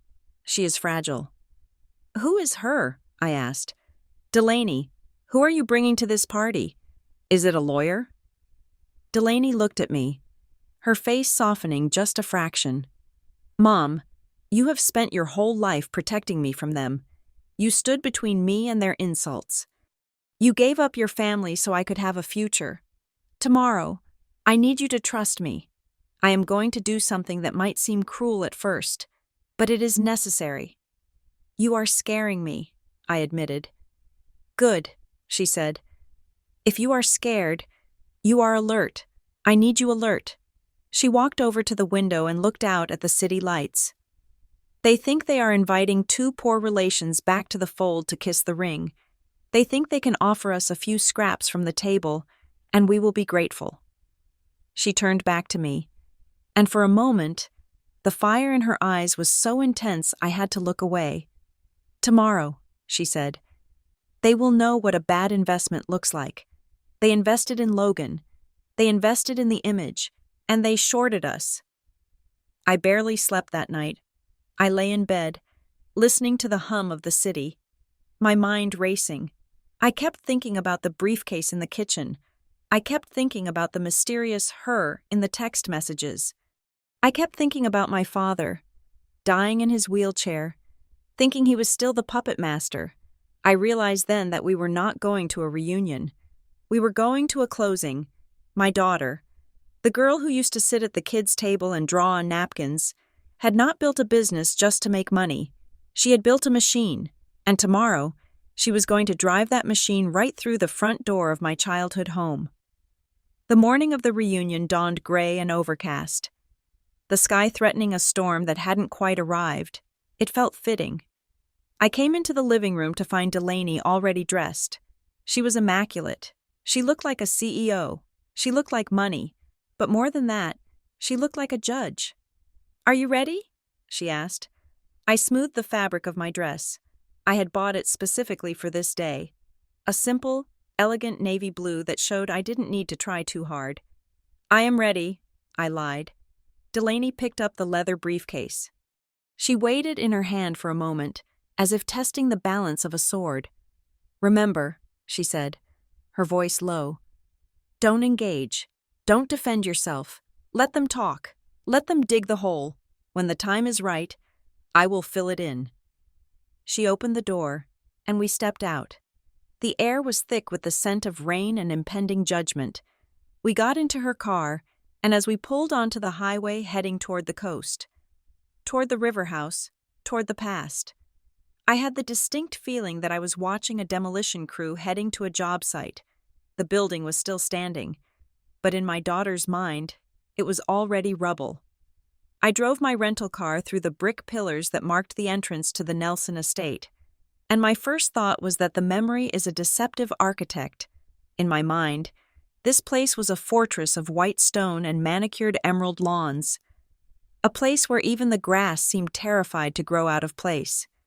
But as I crunched over the gravel driveway, the reality that greeted me was one of slow, creeping decay. The decline was not immediately obvious to a stranger. Perhaps, but to me, it was screaming. I saw the way the white paint on the wraparound porch was beginning to flake, peeling away like dead skin to reveal the gray, weather-beaten wood beneath. I saw the patches of crabgrass invading the pristine lawn, fighting a war that the groundskeeper was clearly losing. The grand oak trees were still there, but their branches were heavy with unpruned moss that hung low, giving the property a claustrophobic, weeping appearance. The Nelson Empire was rotting from the inside out. I parked my car at the edge of the designated area, far away from the cluster of luxury vehicles near the house. As I stepped out, the humidity hit me like a physical weight. It was the familiar, suffocating air of the Cape Fear River, heavy with salt and the smell of pluff mud. I smoothed my dress and walked toward the gathering. There were perhaps 40 people there already. Cousins I hadn't seen in a decade, aunts who had once criticized my choice of footwear, uncles who had made their fortunes in textiles and tobacco. They stood in clusters, holding plastic cups, their laughter sounding brittle and forced against the backdrop of the peeling house. When they saw me, the reaction was a ripple effect of silence. It started with the group nearest to the driveway and spread outward until the entire yard seemed to hold its breath. I felt their eyes sliding over me, assessing, judging, looking for cracks. They were wondering why the exile had returned. They were wondering if I had come to beg. "Cora!" The voice was too loud, too cheerful. It was Grant. My brother detached himself from a group of men near the barbecue pit and strode toward me. He was wearing a pastel yellow polo shirt tucked into khaki shorts. He was smiling, but the smile did not reach his eyes. His eyes were darting around the yard, monitoring the mood, checking the perimeter. He looked like a campaign manager 5 minutes before the polls closed on a losing election. "You made it," he exclaimed, reaching out to hug me. I didn't step into the embrace. I stood still, letting his arms hover awkwardly in the air before he dropped them. "Hello, Grant," I said. My voice was calm, clinical. It was the voice I used to tell a patient that their insurance had been denied. "It is so good to have the whole gang back together," he stammered, sweating profusely. "Dad is going to be so happy. He's over there, by the punch bowl. He's been asking about you." I looked past him. My father was sitting in his wheelchair, holding court. He looked smaller than I remembered. The suit he wore hung loosely on his frame, and his skin had a gray, papery quality. But his eyes were still scanning the crowd with that predatory intensity, counting heads, calculating loyalty. Standing next to him was Melissa, Grant's wife. She was gripping a glass of white wine so hard her knuckles were white. She was smiling, nodding manically at whatever my father was saying, but her gaze was fixed on a spot near the riverbank. I followed her line of sight and found Logan, the gifted grandson, the reason for the robbery. He was standing apart from the main group, leaning against the trunk of a willow tree.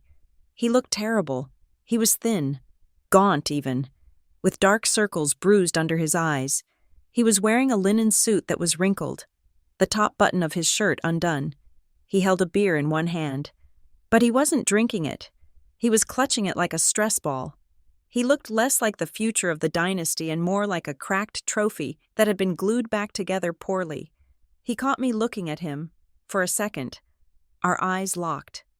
I expected arrogance. I expected the sneer of the golden child. Instead, I saw a flash of pure, terrified exhaustion. He looked away quickly, staring down at his shoes. "Where is Delaney?" Grant asked, looking behind me. "I thought she was coming with you. Dad really wants to see her. He has heard. Well, we have heard she is doing quite well. She is arriving separately," I said, as if on cue. The sound began. It started as a low drone from the south, growing steadily into a roar that silenced the polite chatter of the garden party. Heads turned. Grant shaded his eyes against the sun. The seaplane banked over the river, a gleaming white bird of prey against the gray sky. It was a magnificent machine, sleek and modern, a stark contrast to the fading glory of the Nelson estate. It circled once, showcasing its power, before descending toward the water. The landing was perfect. The pontoon sliced through the river's surface with a hiss that carried over the wind.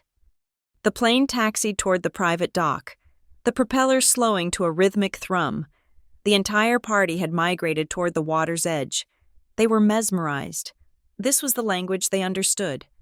Horsepower, engineering, expense. The door of the plane opened. The pilot, a uniformed man, hopped out to secure the line. Then, he offered a hand to his passenger. Delaney stepped out. She ignored the pilot's hand. She stepped onto the dock with the sure-footed grace of someone who owned the ground she walked on. She was wearing sunglasses, which she removed slowly as she walked up the wooden ramp. Her hair was pulled back. Her suit was sharp enough to draw blood. She carried a leather briefcase in her left hand. A murmur went through the crowd. I heard whispers. Is that her? Is that the girl? I heard she sold her company. I heard it was for millions. Delaney walked onto the grass. She didn't look at the cousins. She didn't look at the aunts. She walked straight toward the center of the gathering, where my father sat. Wade Nelson stared at her. His mouth was slightly open.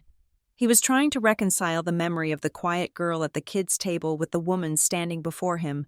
He saw the clothes. He saw the posture. He smelled the money. Delaney, he croaked. He tried to straighten up in his chair. He held out his arms, a gesture of benevolent welcome, as if 12 years of silence had never happened. Come here, granddaughter. Come give your grandfather a hug. Delaney stopped 5 feet away. She didn't move forward. She didn't smile. She took a single, deliberate step back. It was a polite movement, but the message was violent in its clarity. Do not touch me. Hello, Wade, she said. Not grandfather. Wade. The use of his first name sucked the air out of the yard. Now, Grant interjected, rushing forward to fill the silence, his voice high and nervous. Let us not stand on ceremony. It has been too long. We are all family here. Water under the bridge, right? We are just so proud of you. Delaney, we always knew you had that Nelson fire in you. Delaney turned her gaze to Grant. She looked at him with the detached curiosity of a scientist examining a bug under a microscope. Fire? She repeated. I don't recall fire. I recall a tea stain on my mother's blouse. I recall a demand for a bank transfer. I recall being told I was a bad investment. Grant's smile faltered. That was a misunderstanding. A stressful time. We were all under pressure. I remember every word. Grant, Delaney said. Her voice was not loud, but it carried to the back of the crowd. I remember the tone. I remember the math. My father lowered his arms. His face hardened. The benevolence vanished, replaced by the old, cold irritation. You are here to make a scene, he spat. You think because you made a little money you can come here and disrespect your elders? I am not here to make a scene, Delaney said calmly. I am here to balance the ledger. She glanced at her watch. And my witness is late. As she spoke, the sound of tires crunching on gravel broke the tension. A large black SUV, tinted windows reflecting the overcast sky, rolled up the driveway. It bypassed the parking area and drove straight onto the lawn. Stopping 10 yards from the punch bowl, the crowd parted.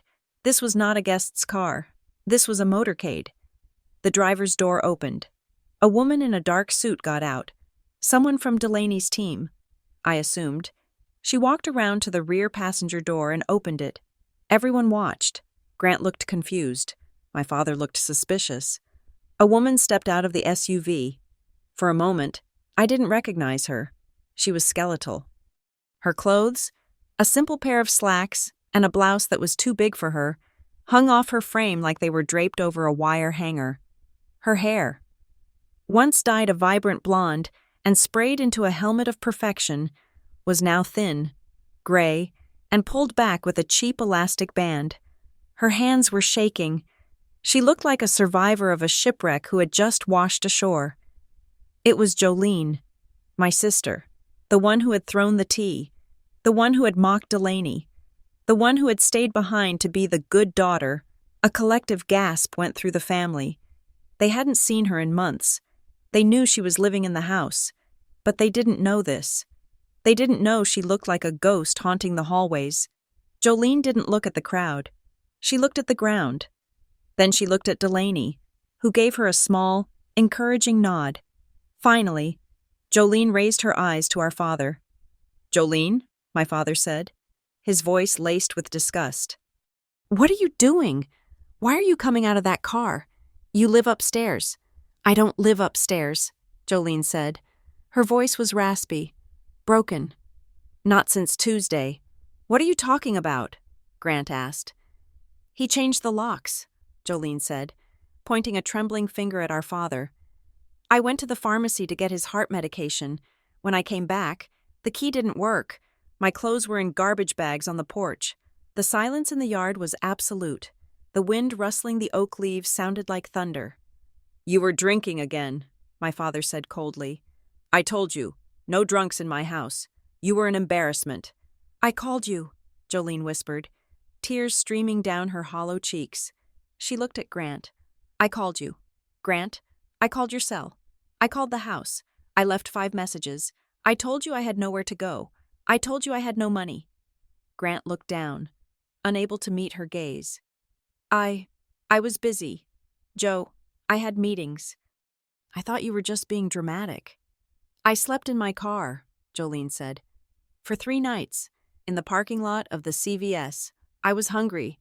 My own brother wouldn't answer the phone." She turned to me. Her eyes were filled with a shame so deep it was painful to witness. "I didn't call you. Cora," she sobbed. "I couldn't, not after what I did.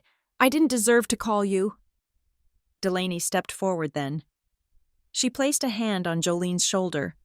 It was a protective gesture, shielding the broken woman from the glares of the family that had consumed her. "She called the main line at Tidemark Systems," Delaney announced to the crowd. "She didn't know it was my company. She just saw a program for displaced women on a flyer at the shelter she went to on the 4th day. She was applying for a bed." Delaney looked at my father. Her expression was no longer neutral. It was a judgment. "You threw your own daughter out on the street because she was inconvenient," Delaney said. "Just like you tried to throw me away. Just like you tried to bleed my mother dry." "This is family business," my father shouted, his face turning a dangerous shade of purple. "This is private. You don't air dirty laundry in front of guests." "It is not dirty laundry," Delaney replied coolly. "It is evidence." She lifted the leather briefcase and set it down on the table, right next to the crystal punch bowl. The thud of the heavy bag hitting the wood echoed across the lawn. "You want to talk about family?" Delaney asked. "Fine. Let us talk about how this family is actually funded. Let us talk about why Grant is sweating. Let us talk about why there is a lien on this house." Grant took a step forward, panic in his eyes. "Delaney, don't. Whatever you think you know." "I don't think I know anything. Grant," she cut him off. "I deal in data. I deal in facts." She clicked the latches of the briefcase. Click, click. The sound was like the cocking of a gun. "I stood here 12 years ago and listened to you call me a bad investment," Delaney said, opening the lid. "You told my mother that investing in me was a waste of capital. You wanted to bet on the sure thing." She pulled out a thick stack of documents. "Well," she said, looking at Logan, then at Grant, and finally resting her gaze on my father. "The market has corrected itself, and I am here to foreclose on the narrative." The guests were frozen. No one was drinking their punch. No one was leaving. They were watching the dissection of the Nelson myth in real time. I stood there, watching my daughter command the space, and I realized that she hadn't just brought Jolene here to save her. She had brought her as Exhibit A. She had brought her to show everyone exactly what happened to people who relied on Wade Nelson's love. "We are going to play a game," Delaney said, holding up the first document. "It is called Who Actually Owns This House? And I think you are all going to be very surprised by the answer." My father gripped the arms of his wheelchair, his knuckles white. He looked at the document in her hand, and for the first time, I saw genuine fear in his eyes. He knew what was on that paper. He just didn't know how she got it. "Sit down, everyone," Delaney commanded, her voice dropping an octave. "This is going to take a while." Delaney stood by the table, her hand resting on the open briefcase. The wind coming off the river had picked up, ruffling the edges of the documents she had exposed. But she did not look like she felt the breeze. She looked immovable. She began to speak, and her voice took on a cadence that I recognized instantly. It was not her normal speaking voice. She was mimicking the rhythm, the pitch, and the self-righteous intonation of my father. "We have to prioritize the assets that will yield the highest return," she quoted, the words hanging in the humid air like smoke. "We must make sacrifices for the future. The Nelson legacy is at a crossroads." My father flinched, It was like watching a ghost speak through a living vessel. "That is what you said to my mother 12 years ago," Delaney said, dropping the mimicry and returning to her own cool, steel tone. "You sat in that wheelchair, in that living room, and you told her that stealing my education fund was a moral imperative. You told her it was about investing in Logan because he was the sure thing. You told her I was just a girl who was going to end up mediocre, so my future was an acceptable casualty." She turned slowly to face Logan. My nephew was still leaning against the willow tree, looking like he wanted the earth to open up and swallow him whole. He was holding his beer so tight the aluminum can had crumpled inward. When Delaney looked at him, he stiffened, bracing himself for the attack. He expected her to mock his wrinkled suit, his failed career, his obvious misery. "I hated you for a long time." "Logan," Delaney said softly. Logan's jaw tightened. "Get on with it," he rasped, his voice thick with defensive anger. "Tell everyone how much better you are. Tell them I am a loser. That is why you came, isn't it? To spike the football?" "No," Delaney said. "I didn't come to humiliate you. I came to free you." Logan blinked, confusion warring with his resentment. "What?" "You are not my enemy, Logan," she continued, her eyes scanning his face with a strange, clinical pity. "You never were. You were a product. You were a marketing campaign. They wrapped you in a suit, slapped a gifted label on your forehead, and sold shares in you to the rest of the family. You were not a person to them. You were an IPO. "Shut up," Grant snapped, stepping forward. "Don't you talk to my son like that. You don't know anything about him." "I know that he is 29 years old and has an ulcer," Delaney countered without looking at Grant. "I know he's on antidepressants. I know he dropped out of that fancy graduate program 2 years ago but has been too terrified to tell anyone because the return on investment wasn't high enough." Logan's face went pale. He looked at Grant, then at his grandfather. The secret he had been carrying, the weight that had been crushing him, was suddenly out in the open. "But here is the thing, Logan," Delaney said, turning back to the table. "Here is the punchline that nobody told you. You think you failed them? You think you wasted their money?" She picked up a document, a dense packet of papers stapled together with a blue legal cover. "They didn't spend that money on you." The yard went deadly silent. Even the birds seemed to stop singing. "What are you talking about?" Logan asked, his voice trembling. 12 years ago," Delaney said, addressing the crowd now, "Wade and Grant Nelson told my mother they needed $94,000 to secure Logan's spot at the university. They said it was for tuition, housing, and the network. They said it was an investment in his genius." She held the document up. "But tuition at that university was only $40,000 a year at the time, and Grant had already taken out a student loan in Logan's name for the full amount." Logan's head snapped toward his father. "You told me you paid for it," he whispered. "You told me the family paid for it. That is why I have been paying you back every month from my salary, to reimburse the estate." "You have been paying them back for a debt they never paid," Delaney said. "That is a lie," Grant shouted. He looked frantic now, sweat pouring down his face. "She is lying. She is manipulating the numbers." Delaney slammed the document down on the table. It wasn't a violent slam, but the sound was final. "This is a loan modification agreement from Seaboard Crest Bank," she announced clearly.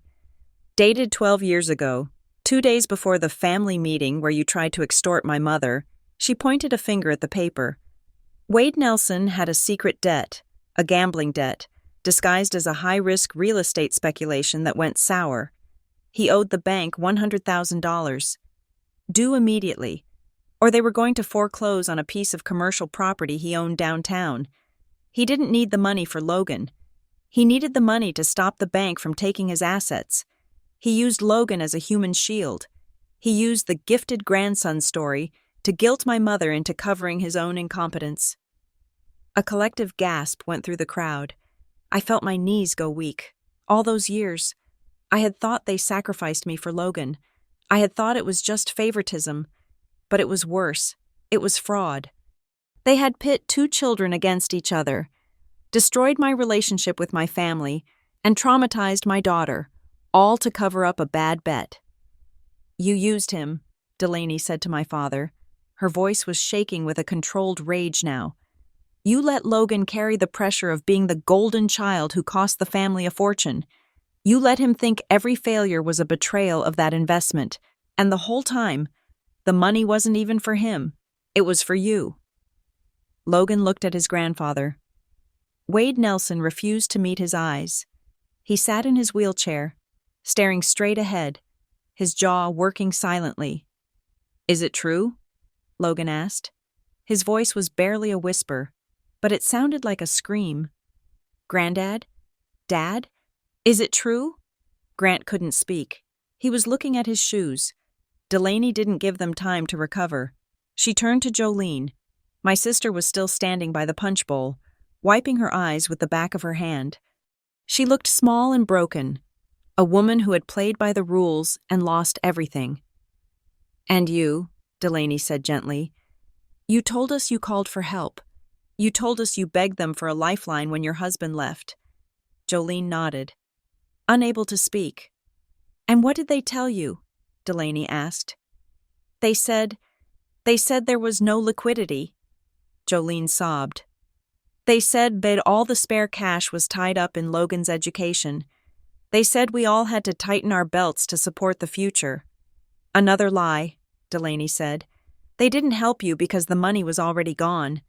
They had drained the accounts to pay the interest on the loans they took out to keep this house.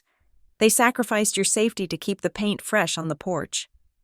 Jolene put her face in her hands and wept.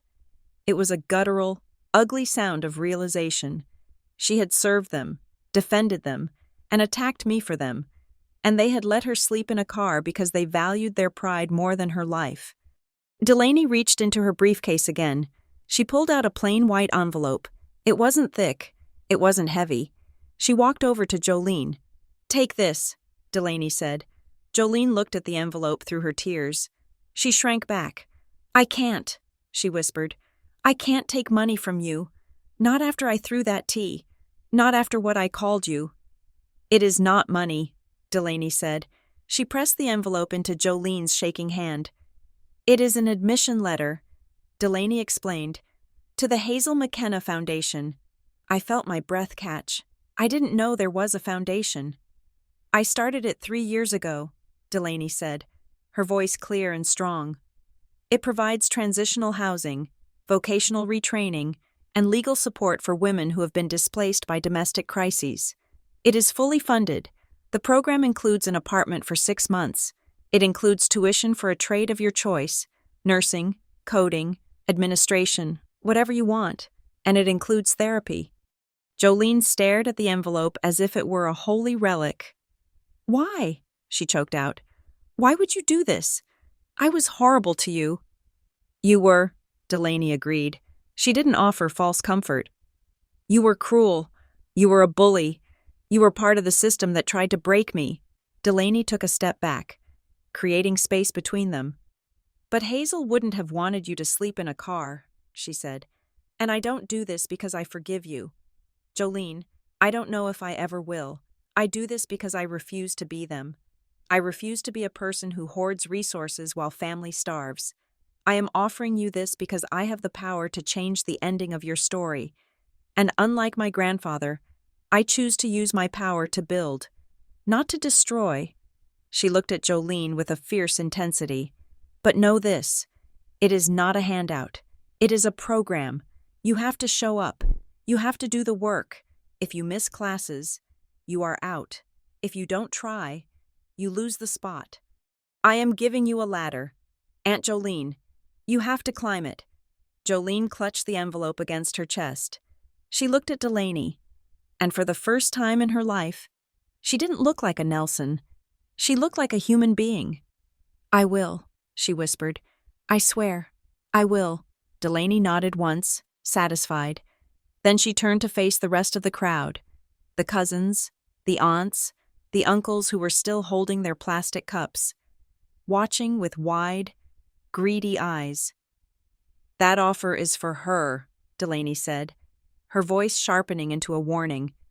Because she was a victim of this lie. For the rest of you, don't think this is an open checkbook. She scanned the faces of the people who had ignored us for 12 years. I know why you are here. I know you heard I sold my company. I know you are calculating how much you can ask for. Save your breath. I am not buying your affection. I am not buying my way back into this family. I don't want a seat at your table. Your table is rotten.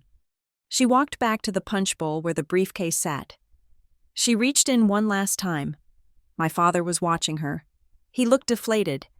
The revelation of his secret debt had stripped him of his authority. He wasn't the patriarch anymore. He was just a failed businessman who had lied to his children. But there was still a flicker of defiance in his eyes, a belief that he still held the ultimate card.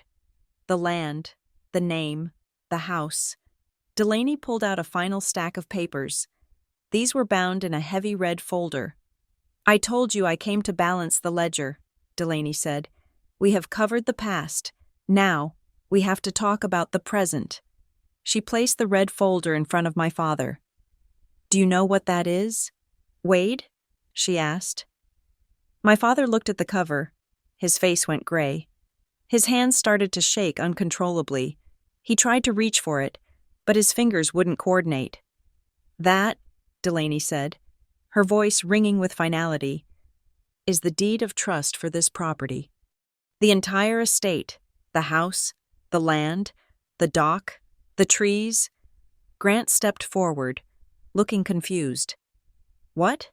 Dad owns the house. It has been in the family for 50 years. Dad owned the house, Delaney corrected. But Dad loves leverage. He refinanced this property 5 times to cover his bad debts. He took out a balloon mortgage 3 years ago with a private equity firm in New York because no local bank would touch him. He bet everything that the market would jump and he could sell off the back acreage to developers. She looked at Grant. The market didn't jump, and the note came due last week. She tapped the red folder. The private equity firm was preparing to foreclose. They were going to seize the house today. Literally, today. The sheriff was scheduled to arrive at 4 o'clock this afternoon to serve the eviction notice during your party. My mother let out a small scream. The guests murmured in horror. The idea of the sheriff dragging Wade Nelson out of his own house in front of the whole town was unthinkable. But they didn't come, Delaney said. Do you know why? She leaned in close to my father. Because I bought the note, she whispered. She stood up straight and looked at the stunned assembly. I bought the debt.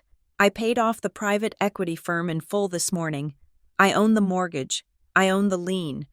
And as of 10 minutes ago, I am the sole lien holder of the Nelson estate. She looked at my father, who was slumped in his chair, a man whose entire world had just collapsed.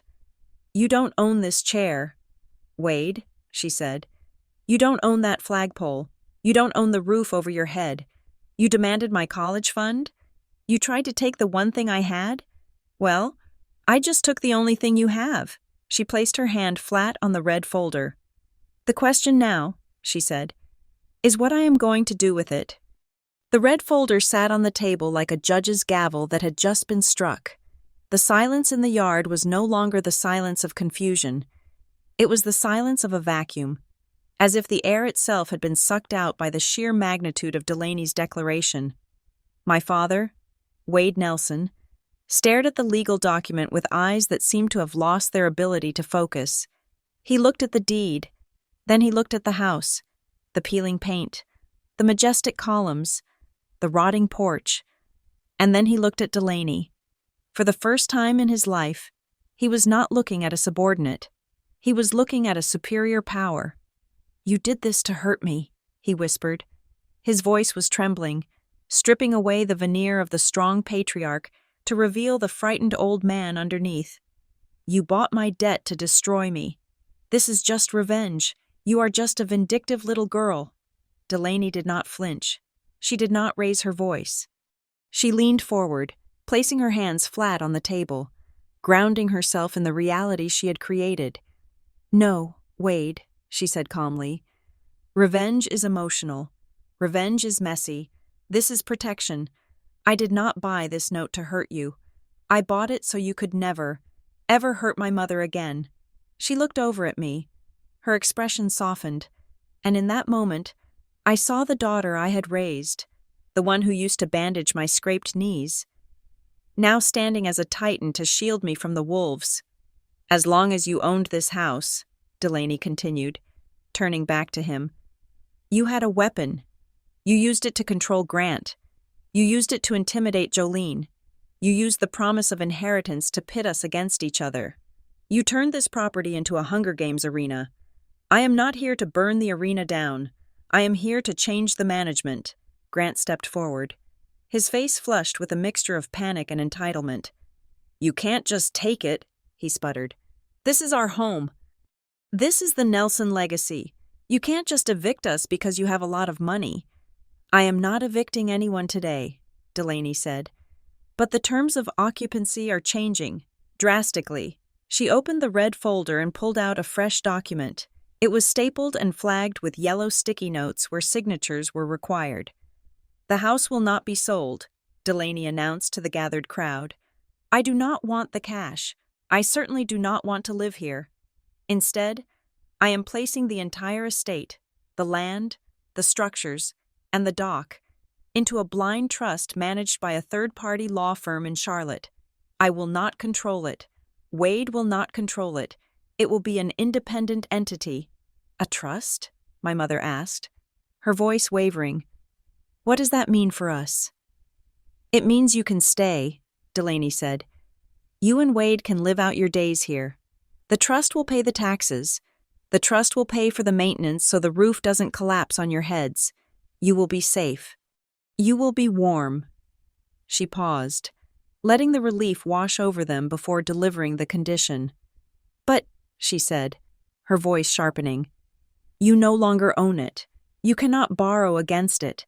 You cannot use it as collateral for risky loans. You cannot threaten to write people out of the will because there is nothing left to bequeath. The house is no longer a bargaining chip. It is just a building." "And when we die?" my father asked hoarsely. "What happens to my legacy then?" Delaney smiled, but it was a sad smile. "That is the best part. Wade, upon your passing, the trust converts the property into its permanent purpose." She pointed to the sprawling lawn where we stood. "This will not be the Nelson estate," she said. "This will be the Hazel McKenna Center." The name hung in the air. My father recoiled as if he had been slapped. "You wouldn't," he hissed. "It is already done," Delaney said. "The paperwork is drafted. The center will provide scholarships, housing, and leadership training for students from low-income backgrounds. Students who are gifted but don't have a family fortune to buy their way into success. This house, which was used to exclude people, will become a place that invites them in. The dining room table where you humiliated my mother will be used for seminars on financial literacy. The office where you plotted your fraud will be a library for students who can't afford books." "No!" Grant shouted. He looked like he was about to cry. "That is my inheritance. You are stealing my inheritance." Delaney picked up the stack of loan documents she had exposed earlier, the proof of the debts Grant and Wade had racked up. "Your inheritance is gone, Grant," she said coldly. "You spent it. You and Wade spent it 12 years ago. And then you spent it again every year since, trying to maintain a lifestyle you couldn't afford. You ate your inheritance, you drove it, you wore it. Do not yell at me because the plate is empty. You are the one who licked it clean." Grant looked around the yard, seeking allies, seeking someone to tell him that this nightmare wasn't real. But the guests were silent. They looked at the peeling paint on the porch and realized Delaney was right. The money was gone. The illusion was dead. Delaney turned her attention to the last piece of the puzzle. She looked at Logan. My nephew was standing frozen, looking at the two titans of his life, his father and his grandfather, who had just been dismantled in front of him. He looked lost. "Logan," Delaney said. He looked up, his eyes red. "I am not going to give you money," she said. "Giving you money would be the cruelest thing I could do." It would keep you trapped in this cycle. She reached into her bag and pulled out a simple business card. It didn't have gold embossing. It just had a logo and a phone number. "This is the number for the intake director at the new Tidemark training facility in Raleigh," she said. "It is an entry-level program. You will learn data entry. You will learn logistics. You will make $18 an hour to start. You will answer phones. You will fetch coffee." Logan stared at the card. "You want me to be an intern?" "I want you to be useful," Delaney corrected. "I want you to learn what it feels like to earn a dollar that wasn't given to you as a bribe. I want you to strip away the genius label and just be a worker. It will be hard. You will be tired. But for the first time in your life, you will be free." She stepped forward and placed the card in his shirt pocket. "Or," she said, stepping back, "you can stay here. You can stay in this house with Wade and Grant, listening to them talk about the good old days, drowning in resentment, pretending you are too special for the world. It is your choice. Logan, the exit door is open. But you have to walk through it." Logan looked at the card. His hand hovered over his pocket. He looked at his father, who was weeping silently. He looked at his grandfather, who was staring at the ground. Then, slowly, Logan took a breath. He didn't say anything. He just nodded to Delaney. It was a small nod, but it was real. He turned and walked away from the group, heading not toward the house, but toward his car. He was leaving. Delaney turned to Jolene. "Do you have a pen?" Jolene fumbled in her pocket and produced a cheap ballpoint pen. She didn't hesitate. She didn't look at my father for permission. She placed the admission letter for the Hazel McKenna Foundation on the punch table, right next to the crystal bowl. And she signed her name. The scratching of the pen on the paper sounded like a chain breaking. "I will pack my things," Jolene said, her voice stronger than I had heard it in years. "I will be ready in an hour." "My driver will wait for you," Delaney said. Finally, there was only one person left to address. Delaney looked down at my father. He was slumped in his wheelchair, a man who had been stripped of his lands, his titles, and his lies. He looked up at her, and his eyes were filled with a profound, bitter confusion. "Hazel," he muttered. His voice was cracked and dry. "She always said I was building on sand. She always said I didn't know the value of a dollar." He let out a short, wheezing laugh that turned into a cough. "She was right," he whispered. "The old woman was right. She beat me. From the grave. She beat me." He closed his eyes and let his head drop forward. He wasn't dead, but the Wade Nelson who ruled this river was gone. All that was left was a tenant in a house he used to own, living on the charity of the granddaughter he had tried to rob. Delaney stared at him for a long moment. There was no triumph in her face, only a quiet sense of completion. She closed the red folder. She closed the briefcase. The snap of the latches signaled the end of the meeting. "Let's go, Mom," she said. We walked back toward the seaplane. The guests parted for us like the Red Sea. They didn't whisper this time. They looked at us with a mixture of fear and awe. They knew that the power had shifted. The Nelson dynasty was over. The McKenna era had begun. As we walked down the dock, I looked at my daughter. The wind was blowing her hair back, and she looked regal. "You gave it all away," I said softly. "The house, the land. You could have kept it. You could have sold it for millions." "I didn't want the money, Mom," she said, looking out at the river. "I have plenty of money. I wanted the peace. I wanted to make sure that when I wake up tomorrow, and the day after that, I never have to worry about them calling you again. I bought the silence." She helped me into the plane. The interior smelled of leather and aviation fuel. As the engine roared to life and we taxied out onto the water, I looked out the window. I saw the figures on the lawn shrinking. I saw the house, that great white monument to my father's ego, getting smaller and smaller until it was just a white speck among the green trees. It looked insignificant. It looked like a dollhouse. The plane lifted off, banking sharply toward the sun. We climbed higher, leaving the mud and the humidity behind. I looked at Delaney. She was looking at her tablet, checking her email, already moving on to the next thing. She wasn't dwelling on the victory. She wasn't gloating. She had done the work, closed the file, and moved on. And in that moment, I understood the true magnitude of what had happened. The victory wasn't the $200 million. It wasn't the deed to the house. It wasn't even the look on my father's face. The victory was that for the first time in 46 years, I didn't feel the phantom weight of my father's judgment on my shoulders. I was just Cora. I was sitting next to my daughter, flying above the clouds, and the tether that had held me to that toxic ground had finally, completely snapped. We didn't win the game. We stopped playing it. And that, I realized as I watched the river turn into a silver ribbon below us, was the only way to truly be free. I live in a small house near the coast now. It is not a mansion. It has a garden that I tend myself, and a porch where I drink tea that never stains my shirt. I work part-time at the clinic because I love it, not because I have to. Delaney calls me every night at 7 o'clock. Sometimes we talk about her company. Sometimes we talk about the new students at the Hazel McKenna Center. Sometimes we just talk about the weather. I am no longer the poor relation. I am no longer the disappointment. I am just a mother who is incredibly proud of the woman her daughter became. I stepped out of the shadow of the Nelson family, and for the first time in my life, I am standing in the sun. Thank you so much for listening to this story. I would love to know where you are tuning in from today. So please drop a comment below and let me know which country or city you are listening from. And tell me what you would have done if you were in my shoes. If you enjoyed this story, please make sure to subscribe to the channel Leona Revenge Stories.